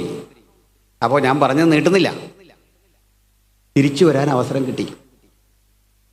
ഈ ഭൂമി ഒന്നിനും കൊള്ളൂല, മരുഭൂമി. ഒട്ടകപ്പാൽ കുടിച്ച് ഈന്തപ്പഴം കഴിച്ച്, അത് തന്നെ ജെരികോവിലേ ഉള്ളൂ. പ്രാകൃതാവസ്ഥയിൽ കഴിഞ്ഞ ഈ അറബികളോട് ചോദിച്ചു, സ്ഥലം വിൽക്കുന്നോ? ഇവൻ പ്രതീക്ഷിച്ചതെന്തോ അതിൻ്റെ 10 മടങ്ങ് പണം കൊടുത്ത് ഈ സ്ഥലം കൈക്കലാക്കി. അല്ല, വെറുതെ വാങ്ങിയല്ല, അണവൻ്റെ ഈ പണമുണ്ട്. കൂടെ ആരെങ്കിലും വന്നാൽ അവർക്ക് പണം കടം കൊടുത്ത്, പലിശരഹിത വായ്പ കൊടുത്തും സൗജന്യം കൊടുത്തും ആളുകളെ കയറ്റി കയറ്റി കയറ്റി ജൂതൻ്റെ എണ്ണം വർദ്ധിച്ചു. അങ്ങനെ ഈ പാലസ്തീനികളെ തള്ളി മാറ്റി ആകെ പ്രശ്നമായപ്പോൾ വീണ്ടും ബ്രിട്ടൻ ഇടപെട്ടു. ബ്രിട്ടൻ പറഞ്ഞു, ഒരു കാര്യം ചെയ്യും, യോർദാൻ നദിയുടെ പശ്ചിമ തീരം മുഴുവൻ ഇനി പാലസ്തീൻ, അതിൻ്റെ ഇങ്ങേ തീരം മുഴുവൻ ശരിക്കും ഇസ്രയേൽ. ജൂതൻ അവിടെ കഴിയട്ടെ, നിങ്ങൾ ഇവിടെ കഴിയണം. കുഴപ്പമില്ലല്ലോ. പഴയ യെരുശലേം ഉണ്ടല്ലോ, വെസ്റ്റ് ബാങ്കൊക്കെ ഉൾപ്പെടുന്ന ഭൂപ്രദേശമടക്കം പാലസ്തീനിക്ക് കൊടുത്തെന്ന് ഈ സാധുക്കൾ പറ്റിക്കപ്പെട്ടു. കാരണം ഇവരുടെ പിന്നിൽ പ്രവർത്തിച്ചു കൊണ്ടിരുന്ന യാസർ അറാഫാത്തിനെ പോലൊക്കെയുള്ള ആളുകളുണ്ടെന്നും അവർ പറഞ്ഞു, അത് മേടിക്കണ്ട, നിങ്ങൾക്കിത് മൊത്തം കിട്ടണം, മൊത്തം നിങ്ങളുടെയാണ്. അങ്ങനെ നിങ്ങൾ കീഴടങ്ങണ്ട. പമ്പ് ചെയ്ത് അവരും പണം കൊടുക്കാൻ തുടങ്ങി മറ്റ് അറബി രാജ്യങ്ങളിൽ നിന്ന്. നിങ്ങൾ പോകണ്ട. ഇത്തരം ഗ്രൂപ്പുകളെ വളർത്തി, ഹമാസ് പോലെയൊക്കെയുള്ള ഗ്രൂപ്പുകളെ ശക്തിപ്പെടുത്തി. എന്നിട്ട് കേൾക്കണോ, ഞങ്ങൾക്ക് യോർദാൻ ഇക്കര വേണ്ട, കിട്ടുകയാണ് ഇത് മൊത്തം വേണം, കിട്ടുകയാണെന്ന് ഞങ്ങൾ പിടിക്കും. സംഭവിച്ചതേ, യോർദാൻ ഇന്നറിയപ്പെടുന്ന രാജ്യം ആരുടെ അല്ലാതെ കടന്നു. ബ്രിട്ടനാണ് ഈ ലോകാധിപത്യം അവസാനിപ്പിച്ച് അവിടുന്ന് പോവുകയും വേണം. ഇന്ത്യ ഉൾപ്പെടെയുള്ള രാജ്യങ്ങളെ ഫ്രീ ആക്കുക. അപ്പോൾ ആർക്കും വേണ്ടാതെ കിടന്ന ഈ രാജ്യം ബ്രിട്ടൻ ചോദിക്കാതെ, ആവശ്യപ്പെടാതെ ഈ രാജ്യം ഉണ്ടാക്കി കൊടുത്തതാണെന്ന് വേണമെങ്കിൽ പറയാം. മക്കപ്പള്ളിയിൽ ബാങ്ക് വിളിച്ചുകൊണ്ടിരുന്ന ഒരു കുടുംബത്തെ വിളിച്ചിട്ട് പറഞ്ഞു, അച്ഛൻ ഇത് എടുത്തോളാൻ പറഞ്ഞു. അങ്ങനെ അവിടെ ഒരു രാജാവും ഒക്കെ ആയി. യോർദാൻ എന്നൊരു രാജ്യം, ഹാഷിമൈറ്റ് കിങ്ഡം ഓഫ് അമാൻ. ഇതിനകത്തൊക്കെ ഒത്തിരി പഠിക്കാനുണ്ട്. അമാൻ എന്ന് പറഞ്ഞാൽ ദ ലാൻഡ് ഓഫ് അമോനൈറ്റ്സ്. ലോത്തിൻ്റെ കൊച്ചുമക്കളെ പേര് അമോന്യര്, ഓർമ്മയുണ്ടല്ലോ, ലോത്തിൻ്റെ. അതിന് ചില ആളുകൾ ഞങ്ങളോടുള്ള ചർച്ചയ്ക്കിടെ വന്നിട്ട് പറയും, അബ്രഹാമിൻ്റെ മക്കളാണെന്ന് പറഞ്ഞാൽ സമ്മതിച്ചും തരികയില്ല, നിങ്ങൾ ലോത്തിൻ്റെ മക്കളായാൽ മതി. അതാ ചരിത്രം. ഹാഷിമൈറ്റ് കിങ്ഡം ഓഫ് അമാൻ. മോവാബ്യ ദേശവും അമോന്യർ ദേശമൊക്കെ ഉൾക്കൊള്ളുന്ന സ്ഥലം ഇപ്പോൾ അറിയില്ല. അവിടെ ഒരു പുതിയ ഭരണകൂടം വന്നു. അവരെ പാടായി പോകട്ടെ. ഇവർക്ക് മര്യാദയ്ക്ക് പറഞ്ഞാൽ ഇത് കൊടുക്കാമെന്ന് പറഞ്ഞാൽ വേണ്ടെന്ന്. അതുമില്ല ഇതുമില്ല. പാലസ്തീൻ മനസ്സിലായ അവസ്ഥ. ഇവരെ വെച്ച് യാസർ അറാഫാത്തിനെ പോലുള്ള ആളുകൾ പണപ്പിരിവ് നടത്തി കോടീശ്വരന്മാരായി. ഇവരുടെ മക്കളൊക്കെ നല്ല നിലയിൽ വിദേശ സർവകലാശാലകളിൽ പഠിച്ചു. നിങ്ങളറിയാം, നമ്മൾ ദിനപത്രങ്ങളെ കാണുന്ന എന്താ, സ്ത്രീകളെ കൊല്ലുന്നു, കുഞ്ഞുങ്ങളെ കൊല്ലുന്നു, മരുന്നില്ല, വെള്ളമില്ല. ഈ വെള്ളത്തിനും മരുന്നിനും പൈസ കൊടുത്തപ്പോരെ, അതിന് പകരം ബോംബ് മേടിക്കാൻ പൈസ ഉണ്ടോ? മിസൈൽ ഉണ്ടാക്കാൻ പൈസ ഉണ്ടോ? ആഞ്ഞടിക്കാൻ പൈസ ഉണ്ടോ? ഭൂഗർഭ തുരങ്കമുണ്ടാക്കി അവിടെ ഇസ്രയേലിനെ തകർക്കാൻ പാകത്തിനുള്ള ഗൂഢാലോചനയ്ക്ക് പൈസ ഉണ്ടോ? ഇതിനൊക്കെ ലോകം സഹായിച്ചിട്ടുണ്ട്.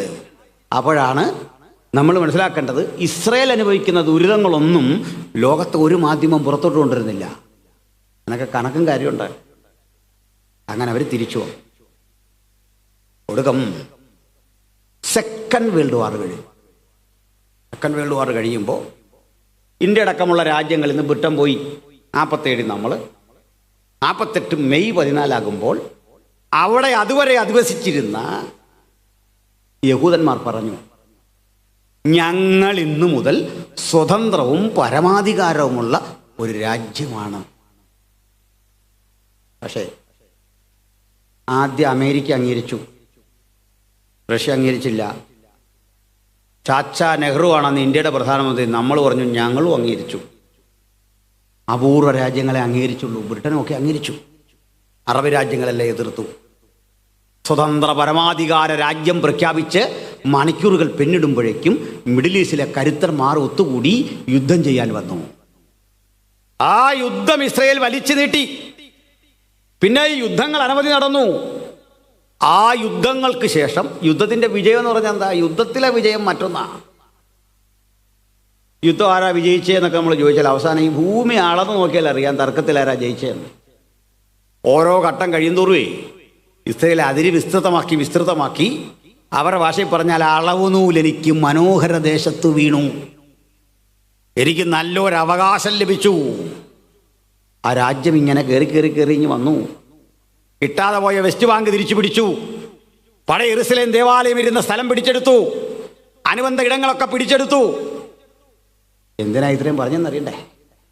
ഇവർ ചിതറിപ്പോയ ശേഷം ഇനി ഒരിക്കലും ചരിത്രത്തിൽ തിരിച്ചു വരില്ല എന്ന് ലോകം ചിന്തിച്ചുറങ്ങുമ്പോൾ കാലങ്ങൾക്കപ്പുറത്ത് ചരിത്രത്തിൽ എവിടെയോ പൊടി പിടിച്ച് കിടന്നൊരു പ്രവചനം ജീവന്റെ തുടിപ്പോടെ രംഗപ്രവേശം ചെയ്തു. അതാ നമ്മൾ വായിച്ചത്. അല്ലയോ യാക്കോബേ, ഞാൻ നിന്റെ സന്തതിയെ കിഴക്ക് നിന്ന് വരുത്തും, പടിഞ്ഞാറ് നിന്ന് ശേഖരിക്കും. ഇതിൻ്റെ കണക്കുണ്ട്. എന്താ കണക്ക്? ഇന്ത്യ ഉൾപ്പെടെയുള്ള കിഴക്കൻ രാജ്യങ്ങളിലേക്ക് ചിതറിപ്പോയ ജൂതനെ വരുത്താൻ വലിയ പ്രയാസമില്ല. കാരണം നല്ല നയതന്ത്ര ബന്ധം ഈ രാജ്യങ്ങൾ തമ്മിലുണ്ട്. എക്കാലത്ത് ഇന്ത്യ ഇസ്രയേലുമായി നല്ല നയതന്ത്ര ബന്ധമാണ്. അതുകൊണ്ട് ഇവിടുന്ന് കുറേ ജൂതന്മാർ ചിന്തിക്കുകയാണ് ഞങ്ങൾക്ക് അങ്ങോട്ട് പോകണമെന്ന് പറഞ്ഞപ്പോൾ നമ്മൾ പറഞ്ഞു നിങ്ങൾ എന്തിനാ പോകുന്നത്? നിങ്ങളിവിടെ കഴിഞ്ഞു. അല്ല, ഞങ്ങൾക്ക് പോകണം. പോയാലിവിടെ വരണം. നമ്മൾ സഹോദരങ്ങളാ. നമ്മളെല്ലാ സഹായവും ചെയ്ത് അവരെ അങ്ങോട്ട് വിട്ടു. പോകാം, ഇവിടെ നിൽക്കാം, പ്രശ്നമില്ല. അമേരിക്ക ഉൾപ്പെടെയുള്ള പാശ്ചാത്യ രാജ്യങ്ങളിലേക്ക് പോയ ജൂതൻ്റെ അവസ്ഥ ഇത്. വരാൻ പോകാം. ഇന്നിപ്പോൾ നമുക്കൊന്ന് അമേരിക്കയിൽ പോകണമെങ്കിൽ വലിയ പ്രയാസമാണ് അല്ലേ? എനിക്കാണ് ഈ വർഷം അസംബ്ലീസ് ബോർഡിൻ്റെ കൺവെൻഷനായിരുന്നു. ഈ കോൺസുലേറ്റിൽ ചെന്ന് കള്ളം പറയുന്ന അവർക്ക് ഇഷ്ടം. ഞാനിതെല്ലാം 2 തവണ പോയിട്ട് ഇത് കാണിച്ചപ്പോൾ ഇവയാൾക്ക് എന്നെ കണ്ടിട്ട് ഞാൻ പ്രസംഗിക്കുമെന്ന് തോന്നുന്നില്ല. എന്തുവാ ചെയ്യുന്നതെന്ന് വെച്ചു. എൻ്റെ കൂടെയുള്ള കൂട്ടുകാരൊക്കെ പത്രപ്രവർത്തകരായിട്ട് പോയി. പ്ലസൻ സാറിന് അറിയാം കുറേ ആളുകൾ. ഞാൻ അന്നേരം ഓർത്ത് നീതി പുലർത്താൻ വേണ്ടി ഞാൻ അത്യാവശ്യം പത്രപ്രവർത്തനമൊക്കെയാണ്. അത് പറയുന്നില്ല, പാസ്റ്ററാന്ന് പറയും. കിട്ടിയാലും കിട്ടിയില്ല അത് മതി. കിട്ടിയില്ലേ വേണ്ടെന്നേ. പോയില്ല. വലിയ പാടാ. ജൂതൻ്റെ അവസ്ഥ അറിയോ? ജൂതൻ അമേരിക്കയിൽ പോണേ നമ്മൾ തിരുവല്ല റെയിൽവേ സ്റ്റേഷനിൽ ചെന്ന് ടിക്കറ്റ് എടുത്ത് പോകുന്നില്ല, അങ്ങ് പോയാൽ മതി. On arrival visa. എവിടാ? അമേരിക്കയിൽ. തിരിച്ചു വരണോ? തിരിച്ചു വരാം. എക്കാലത്തും അങ്ങനെ. അതാ ജൂതൻ.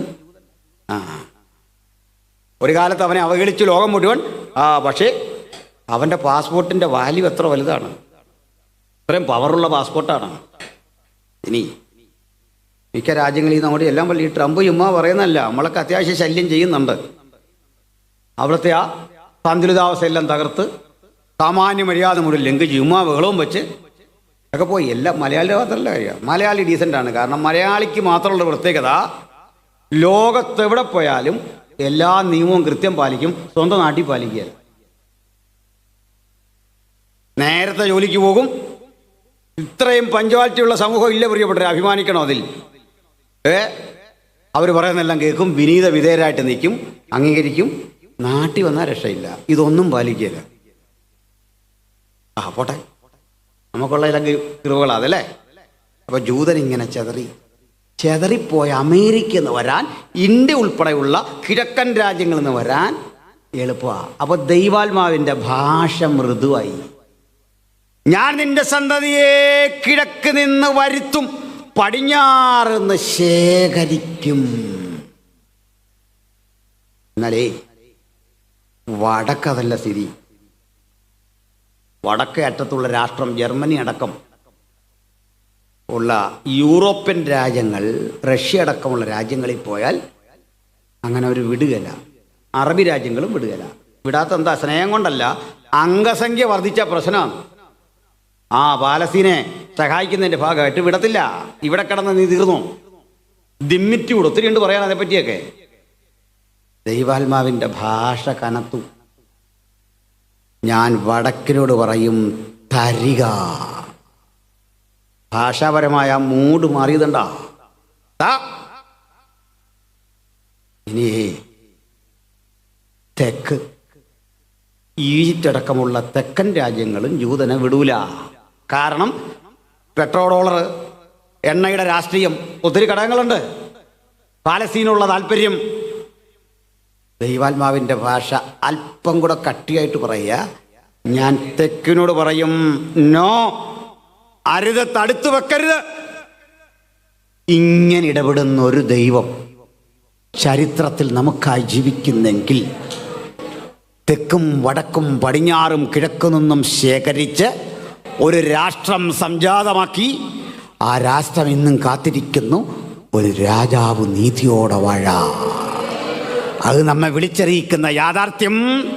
മറുതലക്കൽ മർമ്മ ബാബിലോൺ, മഹതിയാം ബാബിലോൺ, ദുർഭൂതങ്ങളുടെ പാർപ്പിടം, അശുദ്ധാത്മാക്കളുടെ തടവറ കാത്തിരിക്കുന്നു ഒരു എതിർക്രിസ്തുവെന്ന ഏകാധിപതിക്ക് വഴിയൊരുക്കാൻ. ഇതിൻ്റെ രണ്ടിനും അപ്പുറത്ത് ആർക്കും പിടികൊടുക്കാത്ത വിധത്തിൽ തൻ്റെ കാന്തയും തന്നെത്താൻ ഒരുക്കിയിരിക്കുന്നു നമ്മുടെ ന്യായാധിപതിയായ നമ്മുടെ കർത്താവായ യേശുക്രിസ്തു എന്ന യുഗപുരുഷനെ സ്വാഗതം ചെയ്യാൻ അവന് വേണ്ടി കാത്തിരിക്കുന്നതിൽ ഇനിയും ഒരുങ്ങാത്ത ഒരാളെങ്കിലും ഇന്ന് രാത്രി ഉണ്ടെങ്കിൽ ഈ ചരിത്ര സംഭവങ്ങൾ ഒരു കാര്യം വിളിച്ചറിയിക്കുന്നു: നമ്മുടെ കർത്താവ് വരാറായി. അവിടുത്തെ കാഹള ശബ്ദം കാതുകളിൽ കേൾക്കാൻ സമയം സമാഗതമായിരിക്കെ നമുക്ക് ഉണരണം, നമുക്കൊരുങ്ങണം, ജാഗരിക്കണം. പകലുടത്തോളം അയച്ചവന്റെ വേല ചെയ്യണം. നിർമ്മല കന്യകയായി യേശുവിനെ വാനവിരവയിൽ എതിരേൽക്കാൻ നമുക്കൊരുമിച്ച് ജാഗരൂകരാകാൻ ഇന്ന് രാത്രി ഈ സന്ദേശം പര്യാപ്തമാകട്ടെ. അനന്തമായ ആ ദൈവകൃപ നമ്മിൽ ചൊരിയട്ടെ എന്ന് പ്രാർത്ഥിച്ച് ഞാൻ ഉപസംഹരിക്കുന്നു. കർത്താവി വചനങ്ങളാൽ നമ്മെ സമൃദ്ധമായി അനുഗ്രഹിക്കുമാറാകട്ടെ.